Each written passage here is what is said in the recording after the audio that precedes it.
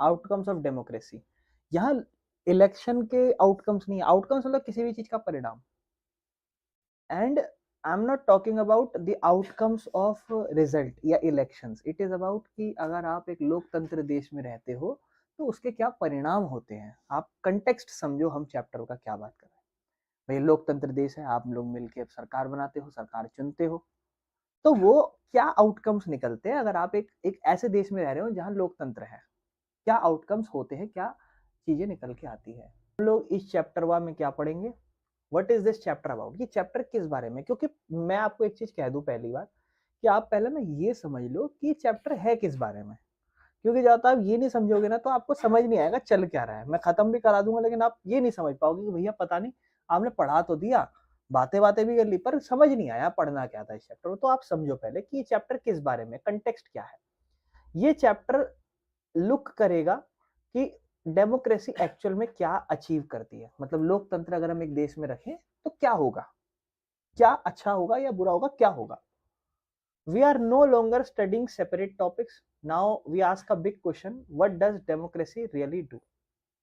अब हम लोग कोई एक एक टॉपिक का चैप्टर नहीं पढ़ रहे, जैसे फेडरलिज्म पढ़ लिया, इलेक्टोरल पॉलिटिक्स पढ़ लिया 9th में, अब हम ऐसे नहीं पढ़ रहे। हम एक पूरा कंटेक्स्ट पढ़ रहे हैं कि रिजल्ट क्या है डेमोक्रेसी का। हम पॉलिटिकल पार्टीज के बारे में एक वर्ड के ऊपर चैप्टर नहीं पढ़ रहे। इस क्वेश्चन से क्या क्वेश्चंस, इस चैप्टर से क्या क्वेश्चंस अराइज होते हैं कि जो आउटकम्स है, आउटकम्स मतलब रिजल्ट, क्या वो रीजनेबली एक्सपेक्ट है डेमोक्रेसी से। मतलब भाई जो भी रिजल्ट है क्या वो हम एक्सपेक्ट करते हैं रीजनेबली डेमोक्रेसी से, या जो डेमोक्रेसी है क्या वो रियली हमारी जो एक्सपेक्टेशन है रियल लाइफ में, उम्मीदें हैं रियल लाइफ में, क्या वो पूरा कर पाता है। आप एक देश में रहना चाहते हो सुकून सुख शांति से, पॉइंट है कि ये सभी चीजें आप जब बेहतर कर पा रहे हो अपने जीवन में, जब ना क्या कहते हैं अपने जीवन में आप ये सब चीजें क्या ना, अभी आप इस बारे में ज्यादा सोचते नहीं हो। अब क्या सुबह उठते हो, मुंह उठा के स्कूल नहा धो के स्कूल चले जाते हो, ठीक है ना, और कुछ बिना नहाए धोए चले जा सकते हैं, जैसे अभिषेक, ठीक है। तो कहने का मतलब ये है कि आप पॉलिटिक्स में इतना इन्वॉल्व नहीं हो। और अच्छा, क्या डेमोक्रेसी रियल लाइफ में हमारी जो उम्मीदें हैं लोकतंत्र से, अच्छा हमारी क्या उम्मीद हो सकती है, अच्छे से शासन चला है, हमारे देश में ज्यादा से ज्यादा डेवलपमेंट हो, क्या वो उम्मीदों को पूरा करती है। Sometimes yes, sometimes no. First step, how to access democracy, कैसे डेमोक्रेसी को एक्सेस करें, कैसे पाएं, ठीक है ना। कहता है आप डेमोक्रेसी को जज करने से पहले आप ये समझो कि डेमोक्रेसी को सही से सोचा कैसे जा सकता है। हमें क्लैरिटी चाहिए कि एक अच्छा रिजल्ट डेमोक्रेसी का क्या हो सकता है, या कैसे हम लोग मेजर करें डेमोक्रेसी की परफॉर्मेंस।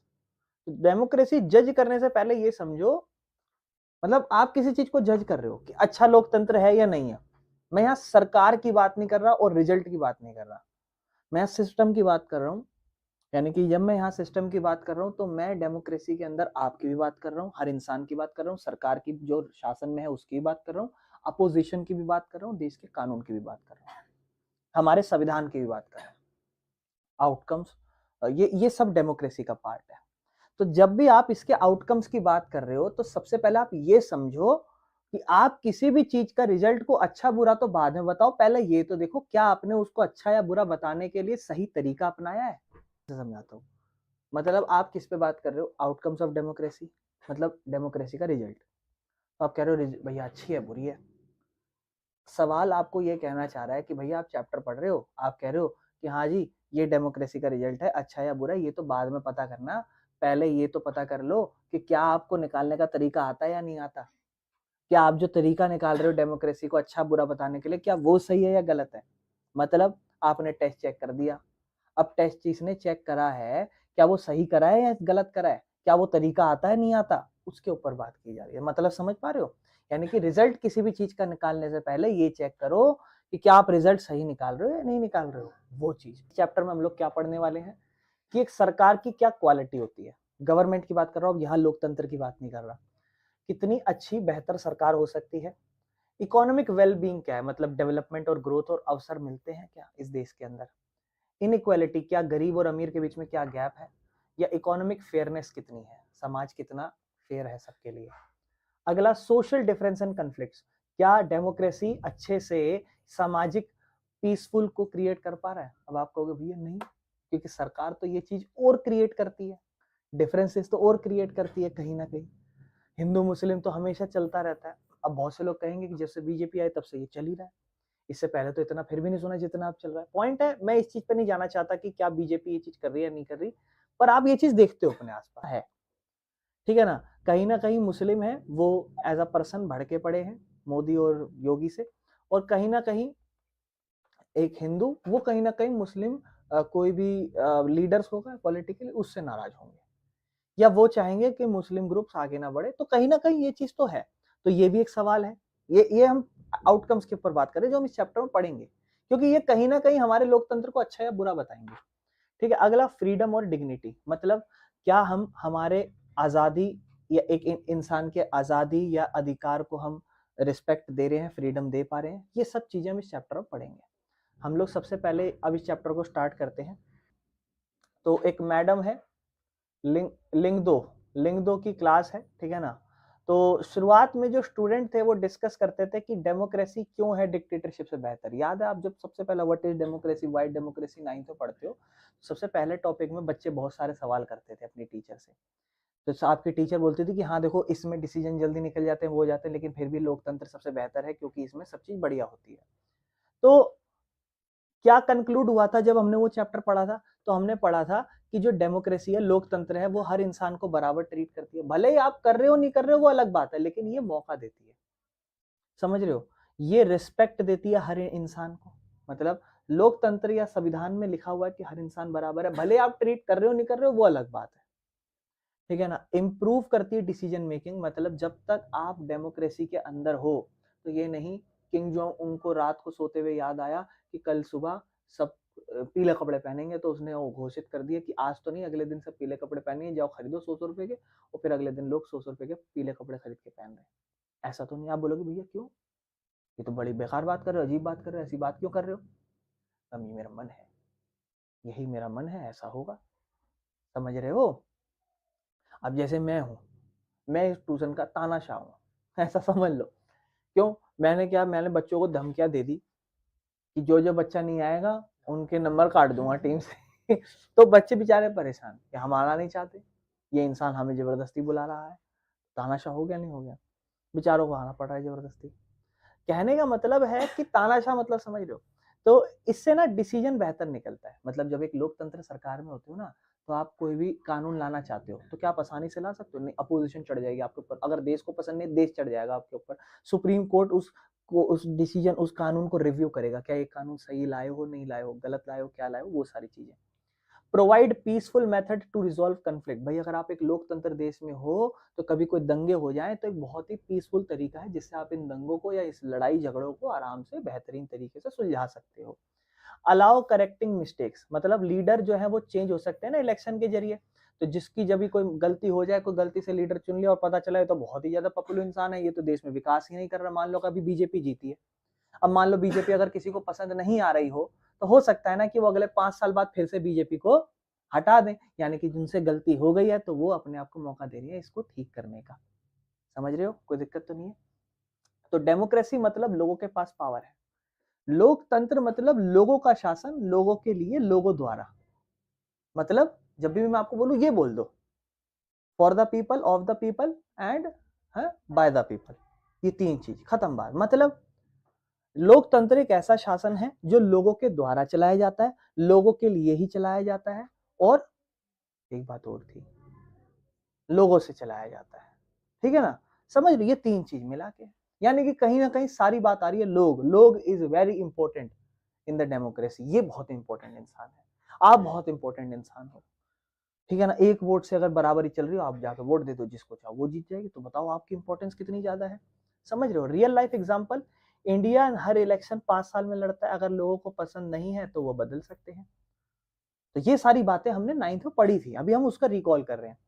क्या ये सभी उम्मीदें जो हम पढ़ रहे हैं कि हाँ जी लोकतंत्र में ऐसा होता है, थ्योरेटिकल पढ़ा ना अभी तो आपने, ये सब आपने थ्योरी ही तो पढ़ी। क्या रियल लाइफ में आप कभी देख रहे हो, नहीं। अब जनरली भूल जाओ, तो अब सवाल है कि ये जो उम्मीदें हैं कि लोकतंत्र में ये सब चीजें हो सकती हैं, क्या ये रियल लाइफ में ट्रू है? क्या ऐसा होता है जो ये सब आप उम्मीद कर रहे हो? तो कहता है most people prefer democracy over monarchy and military rule और रिलीजियस रूल।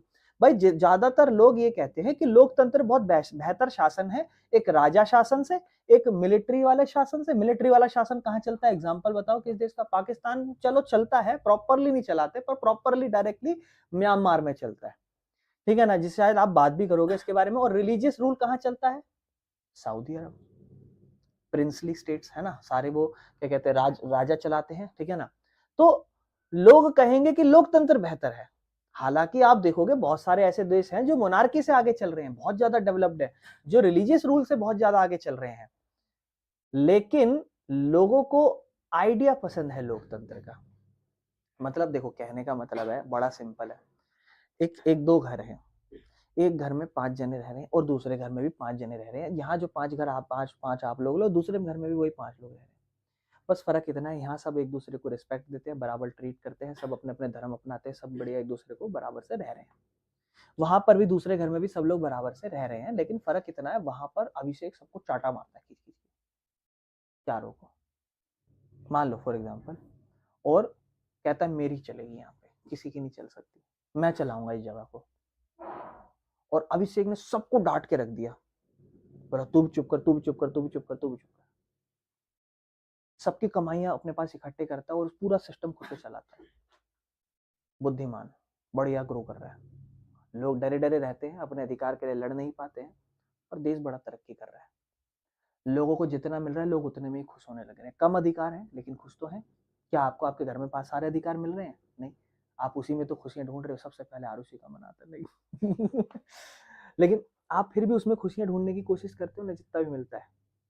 लेकिन एक जगह अगर आपको फुल फ्रीडम मिल जाए, फिर भी आप खुश नहीं हो।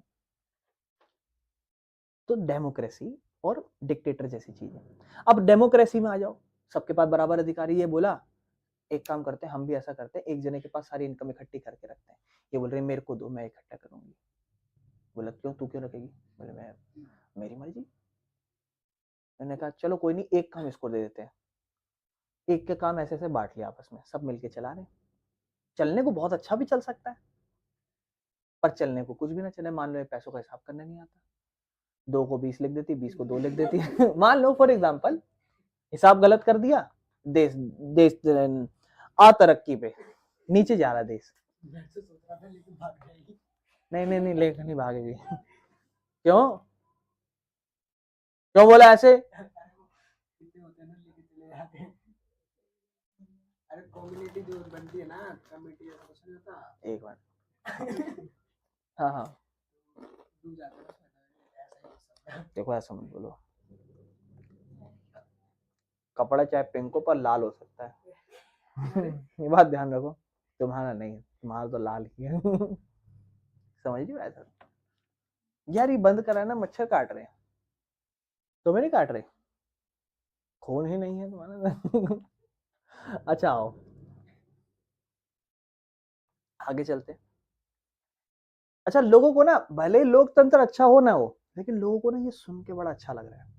अब उस इंसान से पूछो जो मोनार्की में रह रहा हो, मिलिट्री रिलीजियस रूल में रह रहा हो, उसको बोलो कि भाई इसमें रहेगा लोकतंत्र में रहेगा? बोलेगा लोकतंत्र में रहूंगा, क्या दिक्कत है, दिला दो, खुश रहेगा। भले ही वो अच्छा करे देश या ना करे, लेकिन इंसान को ये सुन के बढ़िया लगेगा। अब आपको मैं कहूँ कि माँ बापों के अंदर बंध के रहो, ऐसे रहो ऐसे रहो, और दूसरे में कहूँ बराबर आजादी मिले, आप क्या कहोगे? भैया आजादी दे दो भैया, मजा आ जाएगा, ये वो ऐसे वैसे करके खुश। तो समझ रहे हो, आइडिया को तो लोगों को पसंद है डेमोक्रेसी का, लेकिन वो हमेशा सेटिस्फाई नहीं होते उसकी परफॉर्मेंस से। समझ रहे हो? Dilemma, what is the dilemma? ये डायलेमा, ये डिलेमा कह सकते हो, क्या है ये? डेमोक्रेसी थ्योरी में अच्छी लगती है, सुनने में अच्छी लगती है, लेकिन हमेशा वो परफेक्टली काम नहीं करती। इसके अंदर हमें डीपली समझना पड़ेगा कि रियल आउटकम्स क्या होते हैं डेमोक्रेसी के, जो लोकतंत्र है उसके असल में क्या परिणाम होते हैं।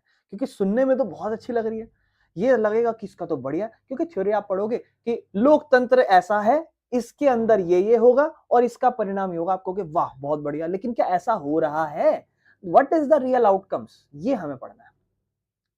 क्या हम लोग सपोर्ट करते हैं डेमोक्रेसी को ओनली फॉर मोरल रीजंस, क्योंकि मोरली अच्छी लग रही है कि यार इसको भी बराबर मानेंगे, इसको भी बराबर मानेंगे, इसको भी, तो मोरली तो अच्छी लग रही है, लेकिन क्या हम लोग सपोर्ट करते हैं सिर्फ मोरल रीजन की वजह से? तो बहुत सारे लोग कहते हैं कि डेमोक्रेटिकली डेमोक्रेसी जो है ना वो मोरली तो सही है, बिल्कुल राइट है।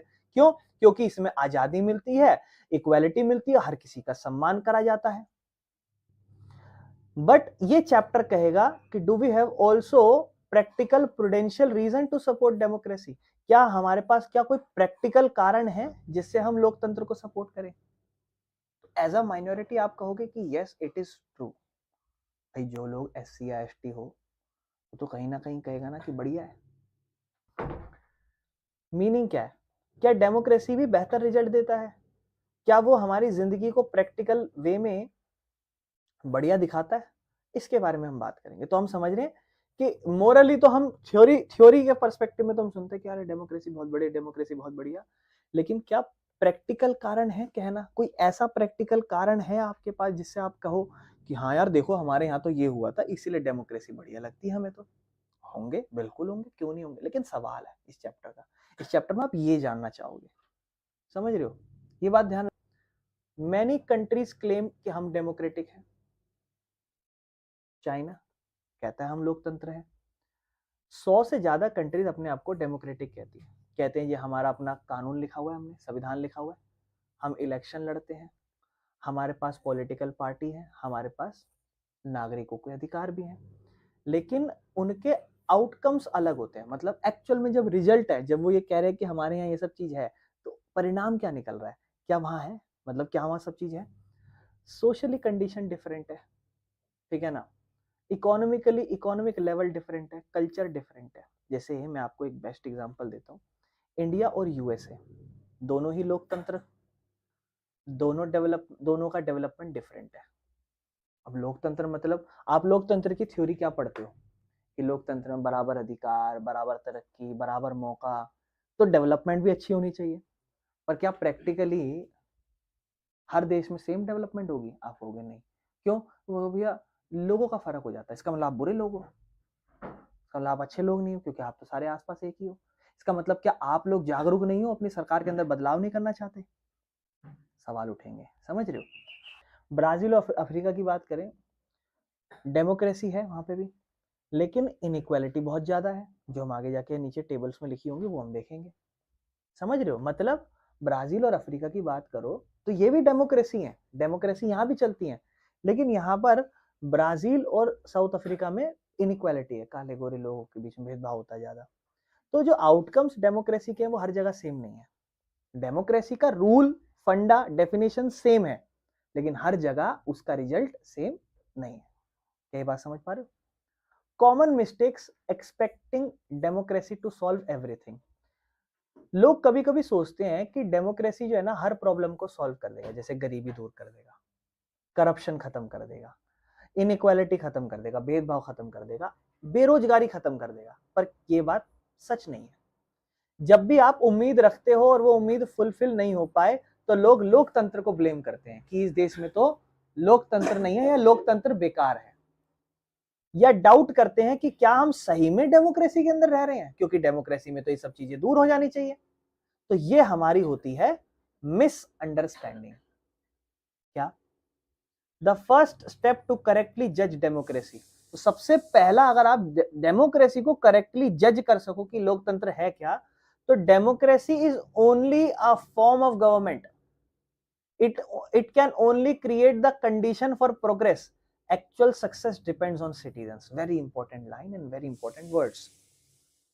भाई लोकतंत्र एक तरीके की सरकार है जो मिलिट्री डिक्टेटरशिप और राज शासन से बहुत ही ज्यादा बेहतर है।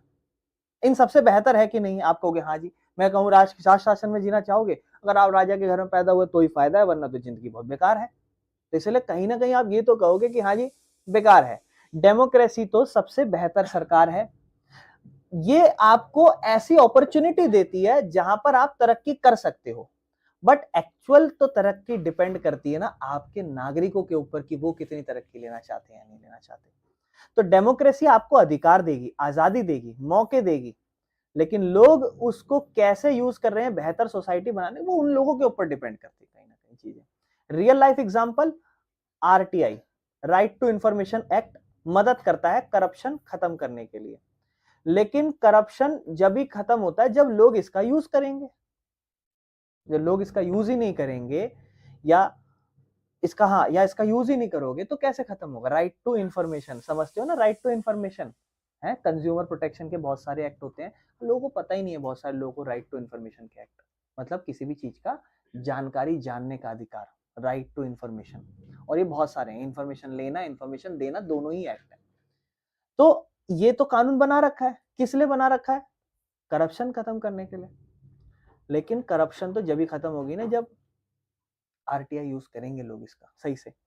तो डेमोक्रेसी आपको मौके तो देती है लेकिन लोगों को तो एक्शन लेने पड़ेंगे, समझ रहे हो। और ये चीज सिर्फ एज अ पीपल यूं मत सोचना कि भैया हम तो पूरी कोशिश करते हैं, हमारे साथ गलत होता है तो हम तो पूरी कोशिश करते हैं पर हमारा सिस्टम ही बेकार है। यहाँ पर सिस्टम की भी बात हो रही है। आप सरकार हो, आप लोगों ने आपको चुना, लोगों ने आपको मौका दिया, आप सरकार बनाओगे। Now it depends on you कि अगर आप जब सरकार बना दिए हो क्या आप उस देश में डेवलपमेंट ला रहे हो या नहीं ला रहे हो। अगर आप उस देश में डेवलपमेंट नहीं ला रहे हो तो ऑब्वियस सी बात है कि आप फेलियर हो। आप भी तो लोग ही हो उस देश के, तो डेमोक्रेसी आपने ही फेल कराई। लोगों ने आप पे भरोसा करा, क्यों, क्योंकि आपने उन्हें हजार हजार 5,000 रुपए दिए, लोगों ने आपको बिन मतलब वोट दिया। भले आपने उसका वोट देने के बाद उन्हें पता भी है कि पता नहीं बंदा ढंग से काम करेगा नहीं करेगा, पर हमने तो 5,000 के लालच में दिया। गलती है आपकी, आप डेमोक्रेसी के आउटकम्स को फेल कर रहे हो। आप अगर वोट देने नहीं जा रहे हो तो आप एक आउटकम्स ऑफ डेमोक्रेसी जो भी है उसको फेलियर दिखा रहे हो।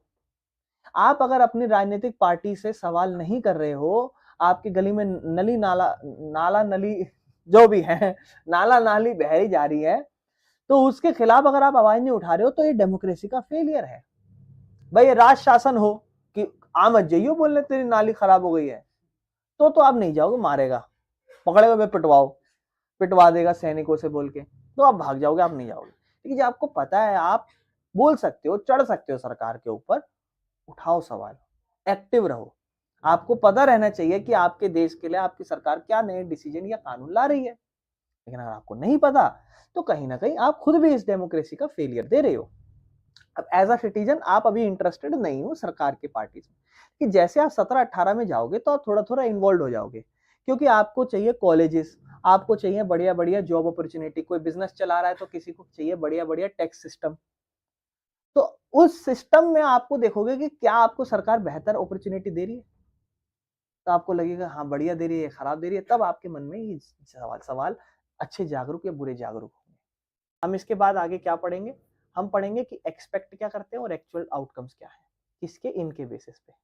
ठीक है ना। चलो सबसे पहला जो हमारा टॉपिक है अब हम उस पर चलेंगे हमारे चैप्टर में, दैट इज अकाउंटेबल। अकाउंटेबल मतलब जिम्मेदार, अकाउंटेबल मतलब जिम्मेदार, रिस्पॉन्सिव जवाब देना, और लेजिटिमेट गवर्नमेंट, ये तो मुझे भी नहीं पता क्या लिखा होगा, पढ़ लेंगे, ठीक है ना, मतलब मैं भूल रहा हूँ, एग्जैक्ट वर्ड तो पता है बट गवर्नमेंट नहीं पता, लेजिटिमेट गवर्नमेंट अगर रियल ट्रू गवर्नमेंट ही होगी, देखते हैं।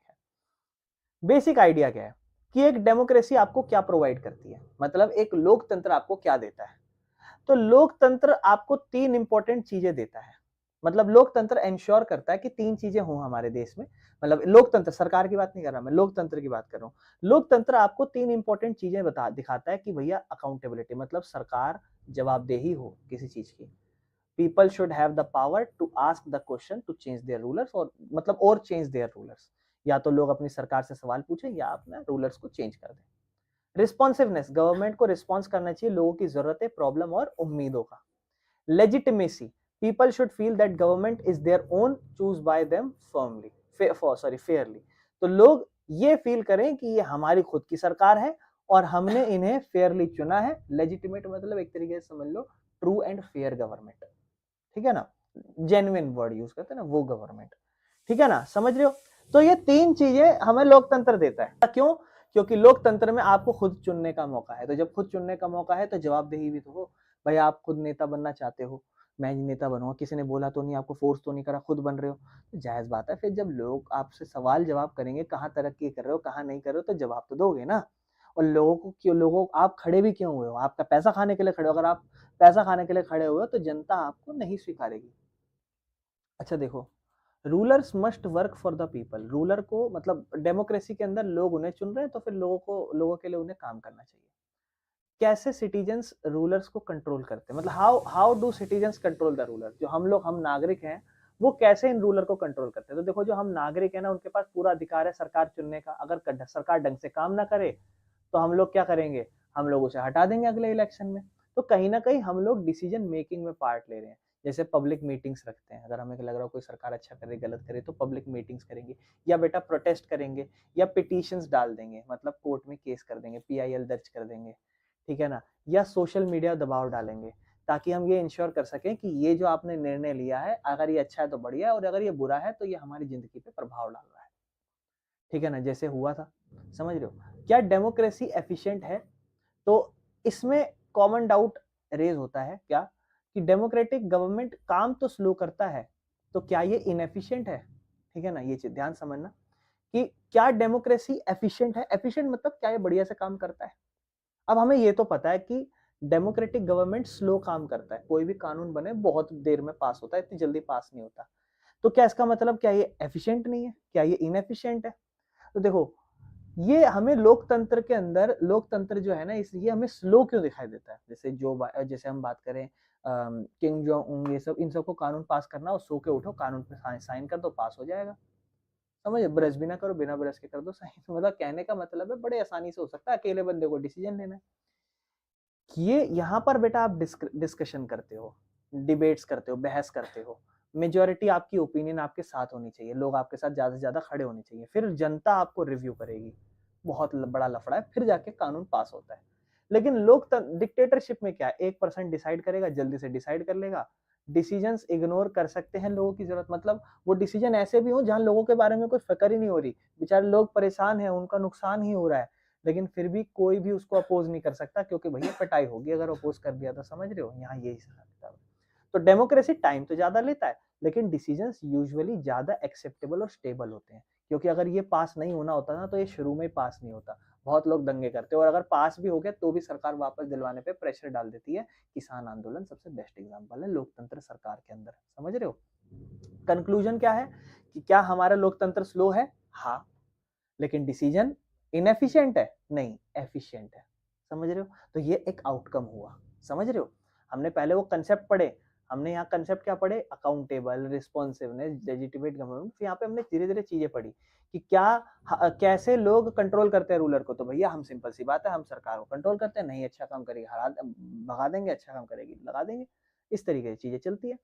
Decision making in democracy based on rulers and procedures, मतलब जो भी आप डिसीजन ले रहे हो लोकतंत्र के अंदर, वो रूलर्स और जो काम करने का प्रोसेस है उस पर डिपेंड करता है। मतलब डेमोक्रेसी के अंदर आप फिक्स्ड रूल फॉलो करते हो, जैसे कि कानून के तहत काम करते हो, है ना, संविधान के तहत काम करते हो, कानून के तहत काम करते हो, प्रोसेस के ऊपर बात करते हो, वोटिंग प्रोसेस के ऊपर बात करते हो, जो आपकी कमेटी रिव्यू है वो सब बात करते हैं। तो यानी कि यहाँ पर तो भैया जो भी डिसीजन लेना है ना, उसके लिए एक सिस्टम बना हुआ है, बहुत बढ़िया फेयर तरीका बना हुआ है सिस्टम, ठीक है ना। तो क्या डिसीजन मेकिंग प्रोसेस जो है ना हमारे अंदर, जो हम डिसीजन ले रहे हैं, वो ऐसे नहीं कि मुंह उठा के ले रहे हैं, हम लोग रूल्स और प्रोसीजर से चलते हैं। मतलब मैंने कोई डिसीजन लेना है या कानून बनाना है, मैंने मान लो फॉर एग्जांपल मैंने कोई डिसीजन लेना है, मैंने कोई कानून बनाना है, तो मैं जो कानून, कोई भी इस देश का कानून बनाऊंगा, वो हमारे 6 अधिकारों का वॉयलेशन ना करे। 6 fundamental rights, right to freedom, equality, constitutional remedies, संवैधानिक उपचार का अधिकार, ऐसे ऐसे राइट टू फ्रीडम, इन सब का वॉयलेशन ना करे। अगर वो इन सब का वॉयलेशन करेंगे तो क्या मैं कानून पास कर सकता हूँ? वो हो ही नहीं सकता। सुप्रीम कोर्ट छूटते इसको कह दे कि भैया ये तो इस वॉयलेशन कर रहे, मतलब इस तरीके के वॉयलेशन कर रहे हैं। होता था, एक बेस्ट एग्जांपल था कि हमारे, और दो तरीके की चीजें होती है हमारे देश में ना, वो जब फ्लाईओवर्स या पुल्स या मेट्रोस बन रही थी, तो उस टाइम पर जो मकान तोड़े जाते थे। अब मकान, जो राइट टू हाउस था, वो एक टाइम तक हमारे मौलिक अधिकार का पार्ट था, ठीक है ना। तो अब प्रॉब्लम आती थी, क्यों? क्योंकि आप कोई कानून पास ही नहीं कर सकते। अब देखो, सरकार के दो काम है, इसके तहत में कानून बनाना कि मौलिक अधिकार का नुकसान ना हो, और दूसरा देश में विकास भी तो करना है। लेकिन जब देश का विकास करने बैठो और मौलिक अधिकार अगर खिलाफ में आ जाए, तो आप देश का विकास नहीं कर सकते। तो सरकार ने बोला भैया ये तो प्रॉब्लम है, तब दबाव डाला और सुप्रीम कोर्ट ने जो राइट टू हाउस था, मतलब घर होने का अधिकार, उसको मोरल अधिकारों में से हटा दिया, मतलब फंडामेंटल राइट से हटा के उसको नॉर्मल कानून बना दिया। और जो आपके मौलिक अधिकार है ना, वो ऐसे अधिकार है जिनका वायलेशन सबसे पहले सुना जाता है। अगर वो है तो कोई कानून जेन्युइनली एक तरीके से वॉइड है, वो वैलिड ही नहीं है, उसका कोई वैल्यू ही नहीं है, वो वॉइड है वो। समझ रहे हो? तो आप जो डिसीजन ले रहे हो लोकतंत्र में, वो रूल और तरीके से लिए जाएंगे। ऐसे नहीं कि मोदी साहब होके दस्तखत कर दिए बिना किसी से पूछे, बोले कानून है, चल हट ये कानून है। ऐसे नहीं, कानून ऐसे नहीं, कानून पार्लियामेंट में पेश किया जाएगा, बाकायदा पास होगा, लोग सहमति जताएंगे, असहमत होंगे, देयर इज अ प्रोसीजर। समझ रहे हो? और लास्ट में प्रेसिडेंट साइन करेगा। पहले वो बिल कहलाता है, हर साल बजट का बिल पेश होता है, फिर वो कानून बन के लागू होता है। लेकिन उससे पहले रूल्स होते हैं, प्रोसीजर होते हैं, जिसके तहत आप चलते हो। समझ रहे हो? तो इसीलिए जो डिसीजन आप ले रहे हो इसके अंदर, वो क्या सिस्टम से लिए जाते हैं? हाँ। क्या वो फेयर है? हाँ। ठीक है ना? अगला ट्रांसपेरेंसी। ट्रांसपेरेंसी समझ, आर पार देखा जाए, लोकतंत्र में ट्रांसपेरेंसी होनी चाहिए। ये एक स्ट्रेंथ है डेमोक्रेसी के लिए। क्यों?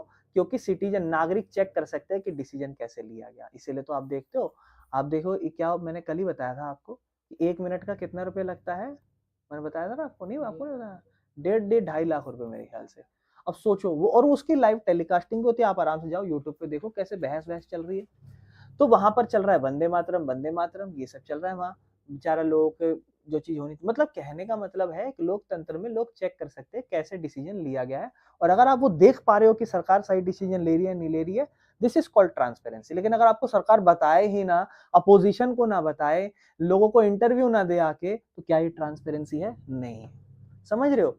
तो ये ट्रांसपेरेंसी कहलाती है। Citizen can ask who took the decision, किसने डिसीजन लिया, कौन करेक्ट प्रोसीजर फॉलो कर, मतलब क्या क्या जो प्रोसीजर, क्या वो प्रोसेस जो आपने फॉलो करा वो सही था, क्या ये डिसीजन सही है, सॉरी ये डिसीजन क्यों लिया गया। ठीक है ना? तो इन सब के लिए टूल्स क्या है? राइट टू इंफॉर्मेशन के तहत पूछ सकते हो। मीडिया सबसे इंपॉर्टेंट काम प्ले करती है। मीडिया समझते हो? मीडिया, मीडिया मतलब न्यूज चैनल, ये सब है ना, ये इंटरव्यू लेते ना। अच्छा, ज्यादातर मीडिया को ना ये इंटरव्यूज नहीं देते जब पॉलिटिक्स में आ जाते हैं बड़े बड़े लीडर्स या कोई। समझ रहे हो ना क्यों? क्योंकि सवाल बहुत सारे भयंकर भयंकर उठ सकते हैं, दिक्कतें हो सकती हैं। क्वेश्चन आर इन पार्लियामेंट, जो मैं भी आपको एक मिनट का 2.5 लाख रुपए बता रहा हूँ। पब्लिक डॉक्यूमेंट्स, मतलब जो सरकार। Expectation from a democratic government, क्या उम्मीद रखते हो आप एक लोकतंत्र सरकार से? आओ बेटा स्टार्ट करते हैं। देखो, हम लोग क्या एक्सपेक्टेशन रखते हैं एक लोकतंत्री सरकार से, लोकतंत्र की सरकार से? देखो, हम लोग यही एक्सपेक्टेशन रखते हैं कि वो रूल्स और प्रोसीजर फॉलो करें, जो भी उनके खुद के। देखो पता है, होता है कि सरकार हमारे को बोलती है कि कानून फॉलो करो, लेकिन संविधान में सरकारों के भी कानून लिखे हैं कि उनको क्या फॉलो करना है, क्या नहीं करना, और क्या प्रोसीजर करना है। जब भी कोई कानून ला रहे हैं तो ऐसे थोड़ा ना कानून बना दिए कुछ भी, प्रोसीजर फॉलो करते नहीं करते, वो तरीका। बी अकाउंटेबल, लोग ज्यादा से ज्यादा, मतलब सरकार ज्यादा से ज्यादा जिम्मेदार हो, अकाउंटेबल हो। जब भी मैं अकाउंटेबल वर्ड यूज करूं, जिम्मेदार हो। लेट सिटीजन पार्टिसिपेट, मतलब डेमोक्रेसी में हम ये एक्सपेक्ट करते हैं कि हर नागरिक कुछ ना कुछ पार्टिसिपेट करे। People should have space to express views, और प्रोटेस्ट कर सकें और डिसीजन को इन्फ्लुएंस कर सकें। फॉर एग्जाम्पल, सरकार ने कोई डिसीजन निकाला, आपको पसंद नहीं आ रहा, तो आप उस डिसीजन को प्रभावित करें। ठीक है ना? इससे लोकतंत्र हमारा ज्यादा स्टेबल और ट्रस्टवर्दी चलता है। हाँ, तो जो नॉन डेमोक्रेटिक गवर्नमेंट है वो क्यों फेल होती है? क्योंकि उसमें आप किसी से सवाल नहीं पूछ सकते, आप सरकार से सवाल नहीं पूछ सकते कि ये क्या तुमने डिसीजन लिया है। Do not reveal how decisions were made, वो ये नहीं बताएंगे क्यों डिसीजन लिया। वो लोग फिक्स प्रोसीजर नहीं फॉलो करेंगे, मतलब एक सिस्टम हर सरकार बनाती है, भले गैर लोकतंत्र हो या लोकतंत्र हो, अपना एक सिस्टम बनाती है। कल को वो खुद ना फॉलो करे तो क्या तुम सवाल करोगे? तुम तो कर ही नहीं सकते सवाल। तो इसलिए जो उनके खुद के फिक्स्ड प्रोसीजर है, वो खुद वो उसको फॉलो नहीं करते, लोगों को अलाउ नहीं करते कि आप पार्टिसिपेट कर सको या क्रिटिसाइज कर सको सरकार को। समझ रहे हो? एग्जाम्पल, म्यांमार के अंदर एक मिलिट्री गवर्नमेंट चलती है, उसने जेल कर दी थी लीडर और सिटीजन को जो उसको प्रोटेस्ट करेंगे, जो उनके खिलाफ प्रोटेस्ट करेंगे। इसका मतलब ना तो कोई वहां ट्रांसपेरेंसी है, यानी कि पर्दा ढका हुआ है, पर्दा में क्या आर पार देख पाओगे नहीं, तो ट्रांसपेरेंसी नहीं है, पीछे कुछ भी हो रहा है आपको नहीं पता, डिसीजन कुछ भी लिया जा रहा है, और ना ही सरकार जिम्मेदार है किसी चीज के लिए, आपके साथ कुछ गलत हो जाए, बुरा हो जाए। म्यांमार एक ऐसा देश है, मैंने थोड़ा समरी में लिख दिया था, साउथ ईस्ट एशिया में, आप देखोगे इंडिया के थोड़ा राइट में दिखाई देगा आपको मैप जब आप देखोगे, जो लंबे समय से मिलिट्री रूल चलता आ रहा है, जहां पर आर्मी सरकार को कंट्रोल करती है और वहां पर लोगों की आजादी बहुत ही ज्यादा कम है। ऑल्दो म्यांमार में इलेक्शंस तो होते हैं और ट्राई तो करा है कि वो डेमोक्रेसी की तरफ बढ़े, लेकिन मिलिट्री लगातार अपनी पावर को वापस ले आती है।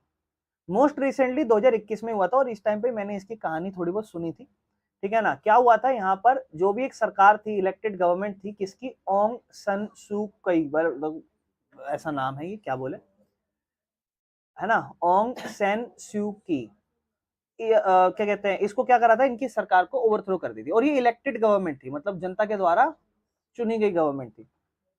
लोगों ने लड़ाई लड़ी, प्रोटेस्ट करा डेमोक्रेसी के लिए, लेकिन मिलिट्री रूल जो था ना, उसने फोर्स करा इनके अगेंस्ट, मिलिट्री रूल ने चलने नहीं देनी थी।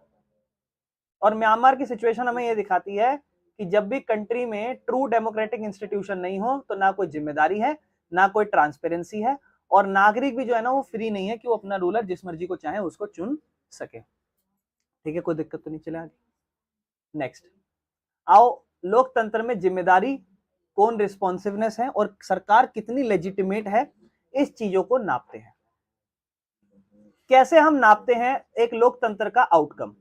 तो भले अगर आपको कभी भी चेक करना हो कि एक डेमोक्रेसी क्या सही में जिम्मेदार है या रिस्पॉन्सिवनेस है, तो आपको कहता है 3 डेमोक्रेटिक प्रैक्टिसेस कर लो।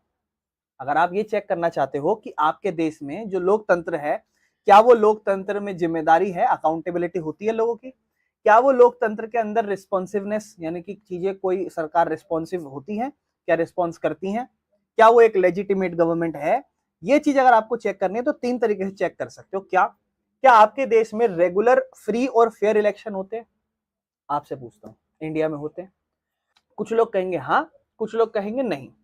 कहने का मतलब है कि अगर आपके पक्ष में है तो आपको फ्री एंड फेयर लगता है, और आपके पक्ष में नहीं है तो आपको इलीगली लगेगा, आपको लगेगा चोरी वोरी हो रही है। सवाल ये आता है कि क्या रेगुलर और फ्री इलेक्शंस होते हैं? देखो, election must be regular on time. क्या टाइम पे होते हैं इलेक्शंस हमारे देश में? हाँ भाई, टाइम पे होते हैं। क्या फ्री होते हैं, मतलब कोई भी आप पे दबाव तो नहीं है? लेकिन क्या फेयर होते हैं? क्या हर किसी को बराबर चांस मिलता है? हाँ, तुम्हें मंत्री बनना है बन जाओ, जाके खड़े हो जाओ इलेक्शन में। लेकिन इसमें स्कैम्स तो होते ही हैं भाई। मेरे पास ज्यादा पैसा होगा तो मैं लोगों को ज्यादा आकर्षित करूंगा ना, बातों से भी और काम से भी, समझ रहे हो? तो कहने का मतलब है, लोग के पास पैसा है तो लोग इन्फ्लुएंस कर लेते हैं, लेकिन दुनिया बेवकूफ नहीं है। जनता को दिख रहा है अगर तुम हमारे साथ धोखा दे रहे हो तो वो एक आध बार चुन के फिर हटा देगी तुम्हें, समझ रहे हो? तो every candidate get equal chance, तो देखो ये चीज तो है हमारे, ये 3 चीज जो बोली गई है ये चीज है, लेकिन इनमें कुछ कमियां तो हैं। इन्फ्लुएंस कर सकता हूं मैं आपको भाई, सिंपल सी बात है, सामने 2 जने बैठे, आपको किसी एक को चुनना है, आपको दोनों पसंद नहीं आ रहे, तो कोई एक तरीका तो होगा जिससे मैं आपको वो करूं। अब मैं आपसे बहुत प्यारी प्यारी बात, आप बेटा बहुत अच्छे हो, बहुत ये हो, बहुत वो, मुझे चुनना, और दूसरी तरफ मैं आपको कहीं ना कहीं अच्छा बोल बोल के पैसा भी बांट दूं, तो आप खुश हो जाओगे यार, मजा है भाई। आपके ऊपर ना कहीं पता है एक ना मन में बोझ आ जाएगा। क्या बोझ आएगा? यार इसने मेरे लिए इतना खर्चा करा है, अगर मैं कल को इसको वोट देके जिताऊं ना तो बुरा लगेगा। मेरे मन में एक बोझ बन रहा है। मन में बोझ नहीं होता, कोई तुम्हारे लिए कुछ कर दे, कभी तुम्हारे मन में एक रिग्रेट वाली फील नहीं आ जाती कि कल को इसने मेरे, देखो कोई इस समाज में, दुनिया में कोई किसी के लिए फ्री में कुछ नहीं करता, कोई इसलिए करता है कि कहीं ना कहीं बदले में कुछ ना कुछ रिटर्न में मिले। कोई आपको अगर कोई गिफ्ट दे रहा है या कोई कुछ भी कर रहा है, तो आप समझ जाओ कि इन रिटर्न वो कुछ ना कुछ आपसे चाह रहा है। तो यूं भाई, देखो सिंपल सी बात है, मान लो कल को मैं, फॉर एग्जाम्पल, मैं आपको कोई बहुत सारे खाने पीने की चीज बांट दूं, तो इन रिटर्न में चाहूंगा ना मेरे ट्यूशन में बने रहो। ये मेरा मेन मोटिवेशन होगा कि नहीं होगा? तो वो एक बेसिक सी चीज है, और हर जगह कहीं ना कहीं ये चीज तो चलती है। समझ रहे हो कहने का मतलब क्या है? तो पहली चीज ये चेक कर लो। दूसरी चीज, open debate, open public debate and on major policies and law. जब भी कभी कोई मेजर बड़ी पॉलिसी या बड़ा जो है वो लॉ बन जाए कभी, तो क्या उस पर डिबेट होती है? क्या लोग उस पर बहस कर सकते हैं कि हाँ जी गलत कानून है, गलत कानून है, गलत? ये भी होता है, ठीक है ना। अगर ये नहीं हो पा रहा तो इसका मतलब वहां लोकतंत्र नहीं फॉलो किया जा रहा। जो इंपॉर्टेंट डिसीजन ले रही है तो गवर्नमेंट डिबेट करती है इस पे, लोग, जनता, एक्सपर्ट, जो अपोजिशन है, उनको मौका मिलना चाहिए कि वो इस पे बोल सके, कुछ कह सके। और नागरिक के पास पूरा अधिकार है आरटीआई का, राइट टू इंफॉर्मेशन, उन्हें पता चले कि हमारे देश में हमारे लिए क्या हो रहा है, पूरी जानकारी मिले। तो लोगों को पता होना चाहिए हाउ डिसीजन वर टेकन, और गवर्नमेंट जो है ना वो आपको इस बारे में पूरी जानकारी दे। समझ रहे हो कैसे लोकतंत्र एक्चुअल में परफॉर्म करता है। अच्छा, ये तो चीज होनी चाहिए, ये चीजें तो होनी चाहिए, लेकिन गवर्नमेंट एक्चुअल में कैसे काम करती है, तो बोलता है, ये कहता है कि डेमोक्रेसी जो है ना उसकी एक मिक्स परफॉर्मेंस है, मतलब मिक्स्ड काम कर रहा है डेमोक्रेसी ने। कैसे? जो सक्सेस वाले एरिया है वहां पे तो डेमोक्रेसी ने बहुत अच्छा काम करा है, जहां पर सक्सेस वाले एरिया है वहां पे इलेक्शन रोज होते हैं, लोगों को पब्लिक डिबेट ये सब होती है। लेकिन जो वीक इलाके हैं वहां डेमोक्रेसी फेल हो जाती है। इंश्योर करा जाता है फेयर कंपटीशन हर लोगों के लिए, और सरकार डिसीजन पब्लिक डिबेट में सबके लिए ओपन रखे और एक कंप्लीट जानकारी दे जनताओं को। ये चीज मैटर करती है, यानी कि लोगों के मिक्स्ड ओपिनियन है। कुछ अच्छे इलाके हैं जहाँ सक्सेस एरिया है, जहां लग रहा है कि हाँ अगर सक्सेस एरिया है तो वहां पर लोग कह रहे हैं कि हाँ जी सब चीज सही से हो रही है। और जो वीक एरियाज हैं या वीकनेस एरियाज है वहां पर कहा है कि हाँ देखो ये चीजें नहीं हो रही है। रियलिस्टिक एग्जांपल करते हैं इंडिया की बात, तो इलेक्शंस रेगुलरली हो रहे हैं, ये चीज अच्छी है, लेकिन क्या ये फ्री और फेयर हो रहे हैं? तो money power, muscle power, vote buying, ये अभी भी इश्यू है। कि अगर मैं आपको 10,000 रुपए दे रहा हूँ और मैं आपको कहूँ कि इसे पहले किस्त समझ लीजिए दीदी, अभी तो हम आएंगे ना तो बहुत देंगे आपको, तो दीदी तो खुश हो रही है ना, दीदी कह रही है ओहो अभी तो पहला बारी है। और अगर मैं आपको 6 महीने में भी 10-10 हजार रुपए दे दूं तो क्या चाहिए? बहुत होता है भाई। अगर मैं आपको एक साल में 12,000 रुपए भी दे रहा हूँ तो एक महीने के आपको फ्री फंड। अच्छा ये बात एक चीज सोचो ना, औरतों को बिन मतलब के क्यों 2100 रुपए या 2500 रुपए या 3,000 रुपए क्यों दे रहे हो? भाई एक इंसान को अगर कमाना है तो वो रोड पे पराठे की दुकान लगा के भी कमा लेगा, कोई काम छोटा बड़ा नहीं होता, सब सब इक्वल है। अगर आप गली के बाहर दुकान लगा रहे हो, रेडी लगा रहे हो, और वहां अगर आप 50-60 हजार 70 हजार महीने के कमा रहे हो, उस काम में कोई बुराई नहीं है भाई। भर भर के करो, एक्सपेंड करो उसे। मेरे को कोई दे दे मैं तो लगा लूंगा भाई, 50-60 हजार में बहुत होता है। समझ रहे हो आप मेरी बात? होता है नहीं होता? फैक्ट्री वाले लोग बोल सकते हैं कि नहीं भैया इतना नहीं होता, लेकिन ये लोग भी हैं जैसे, अब ये लोग हैं, ये लोग, इन्हें भी पता है कहीं ना कहीं इनका जो पर्टिकुलर वर्क है वो थोड़ा लेबर वर्क ज्यादा है, इसमें थोड़ा प्रोफेशनलिज्म कम है। आप देखते हो कि एक मालिक होता है ज्यादातर फैक्ट्री का, तो वो अपने आप को पैंट कोट पहन के नहीं रखता, ज्यादातर नॉर्मल कपड़े में, या जैसे बगल में लेबर कपड़े पहन के वैसे पहन लिया आपने। लेकिन इट डिपेंड्स ऑन यू ना, कि आप इतना कमाने के बाद क्या वो एनवायरमेंट फील कर रहे हो, नहीं कर रहे हो। बाकी आरटीआई एग्जिस्ट तो करता है, लेकिन बहुत सारे डिपार्टमेंट ना इसे छुपाते हैं या जानकारियों को डिले करते हैं। मतलब राइट टू इंफॉर्मेशन अवेलेबल तो है हमारे देश में, लेकिन जो सरकारें हो गई या कोई भी हो गया या कोई भी चंदा वंदा मिल रहा है, ये सब चीजें छुपाते हैं ज्यादातर, या डिले करते हैं इस डाटा को बताने में।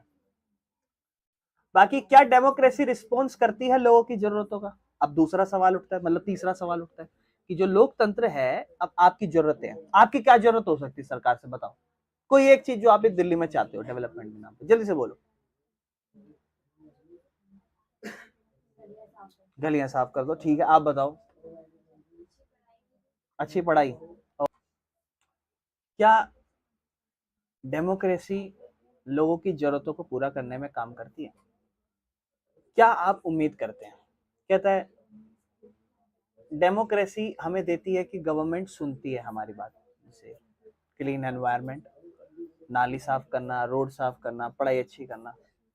देखो कहीं ना कहीं एजुकेशन सिस्टम खराब है, भले ही अभी अभी देखो अगर हम कहें तो जैसे सलमान में बहुत अच्छी पढ़ाई हो रही है, पर कहीं ना कहीं रामजेश 5 जैसे स्कूल में बहुत बेकार पढ़ाई है। और कहीं ना कहीं आधे से ज्यादा सरकारी स्कूलों में नहीं है एजुकेशन अच्छी। एजुकेशन अच्छी होना आज के टाइम पे पता है क्या है, आप टेक्नोलॉजी इतनी अच्छी ले आयो, एडवांसमेंट इतनी अच्छी ले आयो, लेकिन आप देखो ना, आप जैसे आप कभी स्कूल जाओगे तो बहुत रेयर स्कूल है जहाँ पर, रेयर क्या बहुत कॉमन ही स्कूल है जहाँ पर क्या कहते हैं वो नहीं है, स्मार्ट क्लासेस नहीं है। आपके में है वैसे? नहीं है। अब वो हो तो एक विजुअल से कितना अच्छा लगता है पढ़ने में, थोड़ा मजा आता है। अब देश तो आगे बढ़ चुका है ना, भाई ये टेक्नोलॉजी, हर बच्चे के पास स्मार्टफोन है, हर बच्चे को विजुअल्स देखना अच्छा लगता है, लेकिन वहीं पे स्कूल में क्या होता है, ब्लैक बोर्ड। आपके में भी ब्लैक है? अब वो ब्लैक बोर्ड का जमाना गया कि चौक से टीचर लिख रही है। आधी क्लास में कभी जाओगे ना नई क्लास में, तो आधी प्रॉब्लम यही होती है कि उसका आधा तो बोर्ड खराब होता है ना। ये सरकारी स्कूलों की प्रॉब्लम है, ये जेन्युइन फैक्ट है। अब आप बताओ, आप सब लोग धड़ाधड़ पढ़े जा रहे हो सारे सरकारी स्कूल में, किसी को ढंग से MS वर्ड MS एक्सेल नहीं चलाना आता होगा। खुद से सीख लिया तो सीख लिया, पर बहुत रेयर है कि किसी को टीचर ने बहुत डीपली सिखा दिया, या आपका इतना इंटरेस्ट बन गया कि आप सब लोग अपने घर में प्रेशर डाल के इस उम्र में कंप्यूटर चला रहे हो, या एक्सेल या वर्ड चला रहे हो। फिर 10वीं 11वीं में इंसान सोचता है, अब देखो ना प्राइवेट स्कूल में, देखो इतनी उम्र में आप जो जिस एज में हो, इतनी उम्र में बच्चा थोड़ा बहुत ये क्या कहते हैं, कोडिंग वोडिंग का चीजें शुरू कर देता है इतनी एज में। अब आप में से कोई वो फील्ड नहीं देखता, और फील्ड देखोगे भी तो कॉलेज में जाके बच्चा शुरू कर रहा होता है। चलो अब देखते हैं AI क्या होता है, कोडिंग डिकोडिंग क्या होगी, समझ रहे हो, है ना।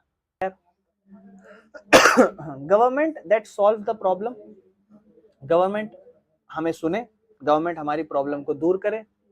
Government that is free from corruption, ऐसी सरकार जो करप्शन से फ्री हो, जो चोरी चकारी ना करती हो।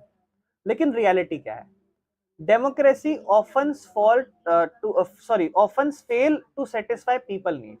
लोकतंत्र में हम देखते हैं कि लोगों की जरूरतें पूरी नहीं हो पाती। मेजोरिटी डिमांड जो होती है ना, वो कभी कभी इग्नोर की जाती है। ज्यादातर दिल्ली के लोग क्या डिमांड करते हैं, मेजोरिटी लोग यही डिमांड करते हैं कि यहाँ पोल्यूशन ना हो। सबसे बड़ी प्रॉब्लम तो लोग की पोल्यूशन रहती है, और इसके बाद लोग सफाई भी बहुत बाद में कहेंगे, लेकिन सबसे पहले तो लोग की यही डिमांड है कि पोल्यूशन ना हो और जमुना नदी साफ हो जाए, ताकि नहा के आ जाए, 2 डुबकी मारिए। ये खास करके बड़े बड़े हैं, ये पता है एक्चुअल में कोई बड़े भी नहीं है। पॉइंट पता है क्या है, केजरीवाल 10-12 साल से गाना गा रहा था कि मैं जमुना नदी साफ करूंगा, नहीं करा। अब ये जो सरकार आई है ना, ये बार बार ये दिखाना चाह रही है कि देखो हमने, उसने 2 साल में नहीं करा, हमने 2 महीने में थोड़ी साफ कर दी। ये एजेंडा है, समझ रहे हो। ये सिर्फ ये दिखाने का तरीका है कि देखो बेटा हमने इंप्रूव कर दी है थोड़ी सी, इनने 10 साल लगा दी और हमने 2 महीने में कर दी। ये कल को 1-1.5 साल में भी थोड़ी साफ करके दिखा देंगे ना, आप आम जनता खुश हो जाएगी, या जो बीजेपी सपोर्टर होंगे वो लड़ने लग जाएंगे आम आदमी वाले या कांग्रेस पे कि देखो देखो तुमने 10 साल में नहीं करा, हमने तो 1.5 साल में कर दिया। या 5 साल में भी थोड़ी बहुत साफ करके दिखा देंगे ना, सिस्टम नहीं इंप्रूव होगा, लेकिन जस्ट आपको हल्की सी साफ करते हुए दिखा देंगे। जैसे भी आपने देखा होगा छठ पूजा पे जमुना नदी के बगल में हुई थी, तो आपने देखा होगा इस तरफ तो नदी बह रही है और इस तरफ कहीं टैंकर से पानी ला के वहां छोड़ दिया था, साफ सुथरा पानी ला के छोड़ दिया था, वो जमुना नदी का पानी नहीं था, जमुना नदी के बगल में। तो प्रॉब्लम्स तो हैं, लोग है ना इन चीजों को, खैर क्या बोले इस पे तो हम, पर वही है देखो है ना, कभी कभी जो मेजोरिटी डिमांड है वो इग्नोर की जाती है। रिजर्वेशन भी एक बहुत बड़ी चीज है, पर मुझे लगता है कि रिजर्वेशन जैसी चीजें तो बहुत टाइम तक नहीं बदलने वाली है। करप्शन अभी भी बहुत लेवल पे, तो करप्शन की तो क्या ही बात करें, ये तो बहुत है। सरकारें इन चीज में अकाउंट ट्रांसपेरेंसी नहीं दिखाती, इन चीजों को छुपाती है। बस ये आपको बजट के टाइम पे दिखा देंगे कि हम इस पे इतना खर्च करने वाले हैं, और उसके बाद भूल जाओ और पार्टी लपेटो, समझ रहे हो, मतलब मेजोरिटी वोट्स लपेटो। अब ये एक चीज रह गई है। बाकी डेमोक्रेसी करप्शन फ्री नहीं है, लेकिन dictatorship is not less corrupt, ठीक है ना। देखो डेमोक्रेसी में ऐसा नहीं है कि करप्शन नहीं है, डेमोक्रेसी में करप्शन है, लेकिन डिक्टेटरशिप तो करप्ट से कम ही नहीं है। डिक्टेटरशिप मतलब तो करप्ट ही समझ लो आप एक तरीके से। एग्जाम्पल, जहां अथॉरिटेरियन कंट्रीज है वहां करप्शन छुपा लिया जाता है, जहां पावर एक ही इंसान के पास हो वहां करप्शन को छुपा लिया जाता है। No free media no exposure, मतलब भाई सिंपल एक्सपोज करना किसी चीज को। अगर मीडिया बड़ी फ्री होगी तो ही तो एक्सपोज करेगी, फ्री मीडिया होगी नहीं, कोई एक्सपोजर नहीं होगा। People can not question leaders, लोग लीडर से सवाल नहीं कर सकते। हमारे इंडिया में 3 पिलर जैसे बताए जाते हैं हमारे इसको, और चौथा पिलर हमारी मीडिया बताई जाती है, लेजिस्लेचर, एग्जीक्यूटिव, जुडिशरी, और ऐसे ही कहा जाता है कि चौथा पिलर अपना मीडिया है और 5वां पिलर हमारा इलेक्शन कमीशन है। ये भी आजाद है, इनके पास पूरी आजादी है, किसी को भी क्रिटिसाइज कर सकते। लेकिन इस चीज को तो मैं कहूंगा कि मीडिया पूरा बिक चुका है, ये बात तो बहुत जेन्युइन है। आप जाओ, चैनल सेट है, ये चीज तो आपको दिखेगी। What makes democracy better than other system, मतलब भाई जो डेमोक्रेसी है, लोकतंत्र है, वो कैसे बेहतर है बाकी सिस्टम से। भाई सवाल है कि लेजिटिमेसी, भाई जो लोकतंत्र सरकार है वो लेजिटिमेट मानी जाती है क्योंकि लोगों के द्वारा चुनी जाती है, लोग ट्रस्ट करते हैं अपनी सरकार पे, इसलिए बनाते हैं। भले ही वो सरकार स्लो और इनएफिशिएंट, मतलब एफिशिएंट हो, कम एफिशिएंट हो, लेकिन फिर भी वो लोगों की इच्छा के अनुसार ही काम करती है। और स्ट्रॉन्ग ग्लोबल सपोर्ट आपको दिखाता है, जो एशियन डाटा है वो दिखाता है कि बहुत से देश जहां पर लोकतंत्र नहीं है, वहां पर भी लोग लोकतंत्र चाहते हैं। वो विश्वास रखते हैं कि लोकतंत्र उनके देश के लिए बेहतर रहेगा, और वो लोग देखते हैं कि लोकतंत्र आएगा तो वो हमारे में फेथ और एक्सेप्टेंस बनाएगा, जो कि एक बहुत बड़ा बदलाव होगा हमारे देश के लिए। तो पीपल कंप्लेंट तो करते हैं डेमोक्रेसी के बारे में, लेकिन लोग फिर भी इसको ऊपर ही बताते हैं डिक्टेटरशिप से। तो डेमोक्रेसी आपको आवाज देता है, डिग्निटी देता है, और अलाउ करता है कि आप कुछ भी चेंज ला सकते हो। बाकी लेजिटिमेसी को एक पावरफुल आउटकम क्यों कहा गया, लेजिटिमेट या जेन्युइन की जेन्युइन सरकार जो है, देखो भले ही डेमोक्रेसी है, हमें पता है टाइम ज्यादा लगता है, हमें पता है परफेक्टली एफिशिएंट नहीं है सरकार, हमें पता है करप्शन होते हैं, लेकिन लोग फिर भी इसे एक्सेप्ट करते हैं क्योंकि डेमोक्रेसी लोगों के द्वारा है, लोगों के द्वारा है, लोगों के लिए है, एंड लोगों की है। समझ रहे हो? तो इसीलिए एक्सेप्टेंस जो होती है ना, ये डिक्टेटरशिप में तो मिलेगा नहीं। मतलब कहने का मतलब है, वोटिंग हुई, इलेक्शन हुए, लोकतंत्र चल रहा है, यू आर रेडी इसको एक्सेप्ट करने के लिए। लेकिन अगर यहीं पे डिक्टेटरशिप चला दूं तो आप छूटते भाग जाओगे, बोले भागो भागो भागो, हमें नहीं रहना तानाशाह के अंदर, क्योंकि वहां आपके अधिकार है ही नहीं। लेकिन वहीं पर अगर आप किस में रह रहे हो, वहीं पे अगर आप डेमोक्रेसी में रह रहे हो, तो आपको पता है कि रिस्क है, शायद चीटिंग हो सकती है, लेकिन फिर भी आप जियोगे। आओ, तो लोग ये देखते हैं कि यार तानाशाह में तो आपको ना, मैं साफ बोल रहा हूँ कि मैं, मेरा जो मन करेगा मैं वो करूंगा, मैं साफ बोल रहा हूँ, आपकी मर्जी है रहना नहीं रहना। लेकिन डेमोक्रेसी में आपको भले ही लग रहा हो कि स्कैम है या नहीं है, लेकिन आप फिर भी अगली बार इलेक्शन के लिए स्टिल ट्राई करते हो। और देखो क्या कहने की चीज है, जिस हिसाब से ये सरकार के नजरिए हैं बेटा, और ये आपके भी नजरिए हैं, अगर आप कल को कांग्रेस को सपोर्ट करोगे तो आपको यही लगेगा कि बहुत बुरा हाल है देश का, देश डेड है, ये है वो है। और आप बीजेपी को सपोर्ट करोगे तो आप कहोगे कि नहीं नहीं, सही सही चल रहा है, इससे पहले तो ये बेकार ही कर रहे थे, अब तो सही है। तो ये तो चलता रहेगा। आप क्या रह सकते हो, न्यूट्रल। कैसे न्यूट्रल रह सकते हो? पॉइंट पता है क्या है, मैं एक जेन्युइन न्यूट्रल होने का तरीका बताता हूँ। बीजेपी सही नहीं है, मैं मानता हूँ, मैं आपको बताऊं तो हाँ, बहुत सारी चीजें ऐसी हैं जिन पे बात की जानी चाहिए, जिन पे एक्चुअल में डेवलपमेंट की जानी चाहिए, वो नहीं करती। बट प्रॉब्लम ये है ना कि अपोजिशन बहुत बेकार है। अपोजिशन उन मुद्दों पे बात ही नहीं करती जिन मुद्दों पे बात करनी चाहिए, यहाँ प्रॉब्लम आ जाती है।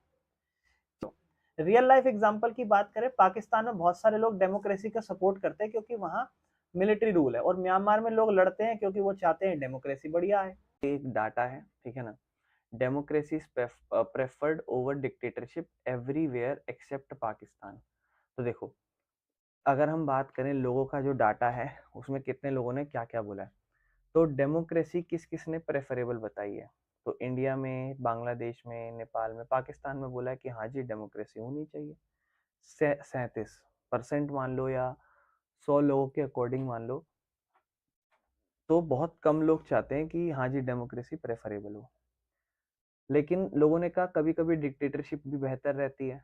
तो बांग्लादेश और इंडिया, श्रीलंका, नेपाल और पाकिस्तान, लगभग सब ने ही दिखाया कि हाँ जी ये सही नहीं है, डिक्टेटरशिप तो होनी ही नहीं चाहिए, सब लोग सही सहमत है, सबसे ज्यादा बांग्लादेश में। लेकिन लोगों को क्या फर्क ही नहीं पड़ता, कर लो जो करना है। तो इंडिया में भी 21-25 लोग हैं, लेकिन पाकिस्तान में थोड़ा डाटा ज्यादा निकल गया था, यानी कि कहीं ना कहीं पाकिस्तान जो है ना, वो जो चल रहा है वो सही चलाना चाह रहे हैं कि हाँ जी ठीक है, क्या दिक्कत है, बाकी कुछ और है अपने खुद के देश के लिए, फॉर देयर ओन कंट्री, कि क्या क्या होना चाहिए। तो जिन लोगों ने सूटेबल बताया है, जिन्होंने कहा है कि बहुत ज़्यादा सूटेबल है, उन्होंने कहा कि हाँ ठीक है ना, कि डेमोक्रेसी तुम्हारे देश के लिए कितना है, तो वेरी सूटेबल अच्छे खासे लोगों ने कहा है यहाँ पर ग्राफ में, और सूटेबल तो लगभग सभी लोग कह रहे हैं, ठीक है ना। तो इस तरीके से चीजें चल रही हैं डेटा के अकॉर्डिंग, ठीक है ना, ये देख सकते हो आप, समझ रहे हो। बाकी ये देख लेना, ठीक है। Economic growth and income distribution gain 2000 से 2006 में अमीरों का ये हिसाब किताब है, गरीबों का, वो मिडिल क्लास का और पुअर का ये, ठीक है ना। इकोनॉमिक ग्रोथ और डेवलपमेंट के ऊपर आते हैं। क्या डेमोक्रेसी से डेवलपमेंट आता है? सवाल है कि भैया क्या लोकतंत्र विकास करता है? तो देखो, अगर डेमोक्रेसी आपको अच्छा गवर्नमेंट दे रहा है तो जायज बात है डेवलपमेंट भी देना चाहिए। अगर सरकार अच्छी है तो डेवलपमेंट अच्छी होनी चाहिए, बट ये हमेशा सच नहीं होता। एविडेंस ये दिखाते हैं कि बहुत सारे देश हैं जहां पर कुछ हाई इकोनॉमिक डेवलपमेंट नहीं हुआ, भले ही वहां पे लोकतंत्र चल रहा है। लोकतंत्र होना इसका मतलब ये नहीं है कि देश में विकास है। लोकतंत्र होना मतलब ये है कि विकास होना चाहिए। अब हो रहा है नहीं हो रहा ये डिपेंड नहीं करता, ठीक है ना। बाकी कंपैरिजन देखते हो आप, वो ऊपर 1950 से 2000 का दिखा रखा है। जब भी हम कंपेयर करते हैं डेमोक्रेसी को डिक्टेटरशिप में 1950 से 2000 के डाटा में, तो डिक्टेटरशिप में थोड़ा ग्रोथ रेट ज्यादा है। मतलब जिन जिन देशों में डिक्टेटरशिप है ना, वहाँ ग्रोथ ज्यादा है डेमोक्रेसी के कंपेयर करें तो। ये लोगों को परेशान करता है बिकॉज दे एक्सपेक्ट कि डेमोक्रेसी ज्यादा अच्छा करेगा, लेकिन ऐसा हो नहीं रहा। तो डिक्टेटरशिप जो है ना वो ज्यादा फास्ट क्यों ग्रो कर रहा है? बिकॉज डिसीजन जल्दी ले लेते हैं, क्योंकि कोई डिबेट या अपोजिशन नहीं है, कोई इलेक्शन नहीं है। लेकिन ये जो स्पीड है ना, ये लॉन्ग टर्म जरूरी नहीं है बेनिफिट दे लोगों को। हो सकता है क्योंकि जो डिसीजन निकाला हो ये लंबे समय में फायदा ना दे लोगों को। क्या हमें फिर डेमोक्रेसी को खत्म कर देना चाहिए क्योंकि यहाँ तो ग्रोथ स्लो है? बोलता है नहीं, बिल्कुल नहीं। स्लो ग्रोथ अच्छी is not good enough reason to reject democracy. सिर्फ ग्रोथ है, वो ग्रोथ स्लो है, और डिक्टेटरशिप में ज्यादा अच्छी ग्रोथ है तो ग्रोथ स्लो हो रही है यहाँ पे। इसका मतलब ये नहीं है कि आप एक तरीके से इसको डेमोक्रेसी को हटा दो। समझ रहे हो? कह रहे हैं कि जरूरी नहीं है कि ग्रोथ स्लो हो रही है तो डेमोक्रेसी को हटा ही दो, फिर तानाशाह ले आओ। इकोनॉमिक डेवलपमेंट डिपेंड करती है बहुत सारे फैक्टर पे, सिर्फ गवर्नमेंट के टाइप पे मैटर नहीं करती। ये फैक्टर क्या कि वहाँ आबादी कितनी है, वर्ल्ड वाइड उनकी सिचुएशन कैसी है, वर्ल्ड इकोनॉमी कैसी है उनकी, उनको दूसरे देशों से कितना सपोर्ट मिलता है, वहां पे उनके पास खुद का प्राकृतिक संसाधन, कोयला, सोना, चांदी, ये सब कितना है।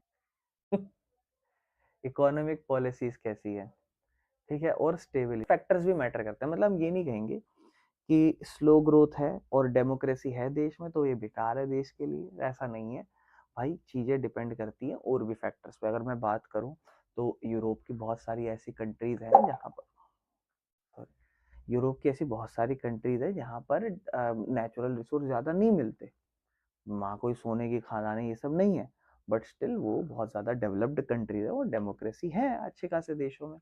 और कुछ कुछ ऐसी भी कंट्रीज है जहाँ रिसोर्स अच्छे मिलते हैं, संसाधन है, बट फिर भी वो इतना ज्यादा नहीं ग्रो कर रही है, करप्टेड देश है। तो वो चीज नहीं मैटर करती, और भी फैक्टर्स थोड़े थोड़े मैटर करते हैं, सब चीज मिलके मैटर करती है, समझ रहे हो। तो डेमोक्रेसी अकेले से ही डेवलपमेंट को गारंटी नहीं करके देती कि लोकतंत्र है तो भैया तो फिर बहुत तरक्की होगी, ठीक है ना। Less development countries almost no difference. जो कम विकसित देश है वहां पे भी कोई भेदभाव डिफरेंस नहीं है लगभग। जब हम कंपेयर करते हैं पुअर डेमोक्रेसी को पुअर तानाशाह से, तो डिफरेंस हमें दिखता है ग्रोथ के अंदर बड़ा छोटा, ठीक है ना। मतलब डिक्टेटरशिप जो है ना वो मैजिकली जो है ना वो एक पुअर कंट्री को रिच नहीं बनाती, या डेमोक्रेसी जो है ना वो रोकती नहीं है एक देश को डेवलप होने से, ठीक है ना। मतलब कहने का क्या है ना कि एक देश है डिक्टेटरशिप, तो ऐसा नहीं होगा कि वो गरीब है तो एकदम से अब तानाशाह आ गया तो वो बहुत अमीर हो जाएगा, ऐसा नहीं होगा। यह जो लोकतंत्र देश है, लोकतांत्रिक देश है, वो does not stop a country from developing. वो एकदम से किसी देश को डेवलप होने से नहीं रोक सकता। तो ये दोनों ही चीज है। इंपॉर्टेंट कंक्लूजन क्या है कि डेमोक्रेसी गारंटी नहीं देता कि अच्छी इकोनॉमी ग्रोथ होगी, लेकिन हाँ, डेमोक्रेसी जो है ना वो डिक्टेटरशिप से बुरा भी नहीं करता। क्योंकि अगर अगर आप खुद सोचो ना, अगर आपके मन में ही पाप नहीं है, या आपके मन में ही कोई लेजीनेस या नहीं वो नहीं है, तो जायज बात है कि आप ग्रोथ कर सकते हो। हाँ, हो सकता है ग्रोथ फास्ट हो या slow, that depends on your motivation on you.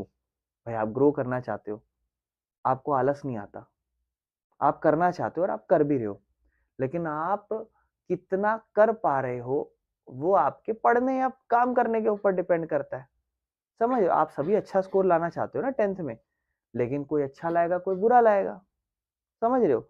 सबको मौका तो बराबर से सब मिल रहा है ना, मौके तो सबके पास है बराबर, सब चीज़ है सबके पास बराबर, पर कौन कितना बढ़िया कर पाता है वो तो डिपेंड करता है इंसान के ऊपर, किसने कितना ज़्यादा टाइम दिया। तो यहाँ पर भी यही कहा जाए, लेकिन एक एक केस ऐसा हो, जैसे मान लो आप सब बच्चे चारों आपके पास बराबर अपॉर्चुनिटी है, लेकिन आपके साथ एक एक बच्चा बिठा दिया जाए जिसको हम पढ़ने ही मना कर दें, जो आपकी ही क्लास का स्कूल का, वो बोले कि नहीं तुम स्कूल भी नहीं जाओगे और तुम ट्यूशन भी नहीं जाओगे और तुम बाहर कहीं स्कूल पढ़ोगे ही नहीं, तो क्या वो अपने आप को विकास विकास कर लेगा अपने देश में? नहीं, उसको आप काम पे लगा दो आज ही, वो नहीं करेगा विकास। क्यों? क्योंकि आपने उसको अपॉर्चुनिटी ही नहीं दी। तो कहने का मतलब है कि डेमोक्रेसी से तो मतलब हाँ, हो सकता है डेमोक्रेसी के अंदर स्लो प्रोग्रेस आए, ये धीरे धीरे ग्रो ही करेगा, स्लो करेगा, लेकिन ऐसा नहीं होगा कि बहुत ही बुरा हो गया, जब तक कि करप्शन ना आ जाए कुछ बिल्कुल ही। और वो करप्शन आने का मतलब तो जायज बात है कि वहां डिक्टेटरशिप ही आ गई, क्योंकि जब करप्शन ज्यादा लेवल पे हो गया तो सब कोई अकेला बंदा पावर कंट्रोल कर रहा है अपने। समझ रहे हो? तो डेमोक्रेसी को हम इसलिए प्रेफर करते हैं, भले ही डिक्टेटरशिप हमें अच्छी ग्रोथ दिखाती है, लेकिन बहुत सारे पॉजिटिव आउटकम्स डेमोक्रेसी के अंदर दिखते हैं। क्या? कि भैया जिम्मेदारी, अकाउंटेबिलिटी, कौन जिम्मेदार है, ट्रांसपेरेंसी दिखती है।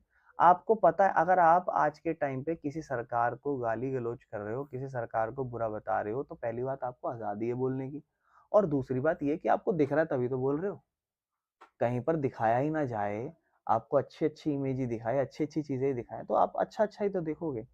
समझ रहे हो? तो ट्रांसपेरेंसी आर पार देख सकते हैं, फ्रीडम है, डिग्निटी है, आप अपने कल्चर हर चीज की रिस्पेक्ट वैल्यू कर सकते हो, इक्वालिटी है, आप सरकार चेंज कर सकते हो, आप नेगोशिएशन करके कन्फ्लिक्ट्स को कम कर सकते हो।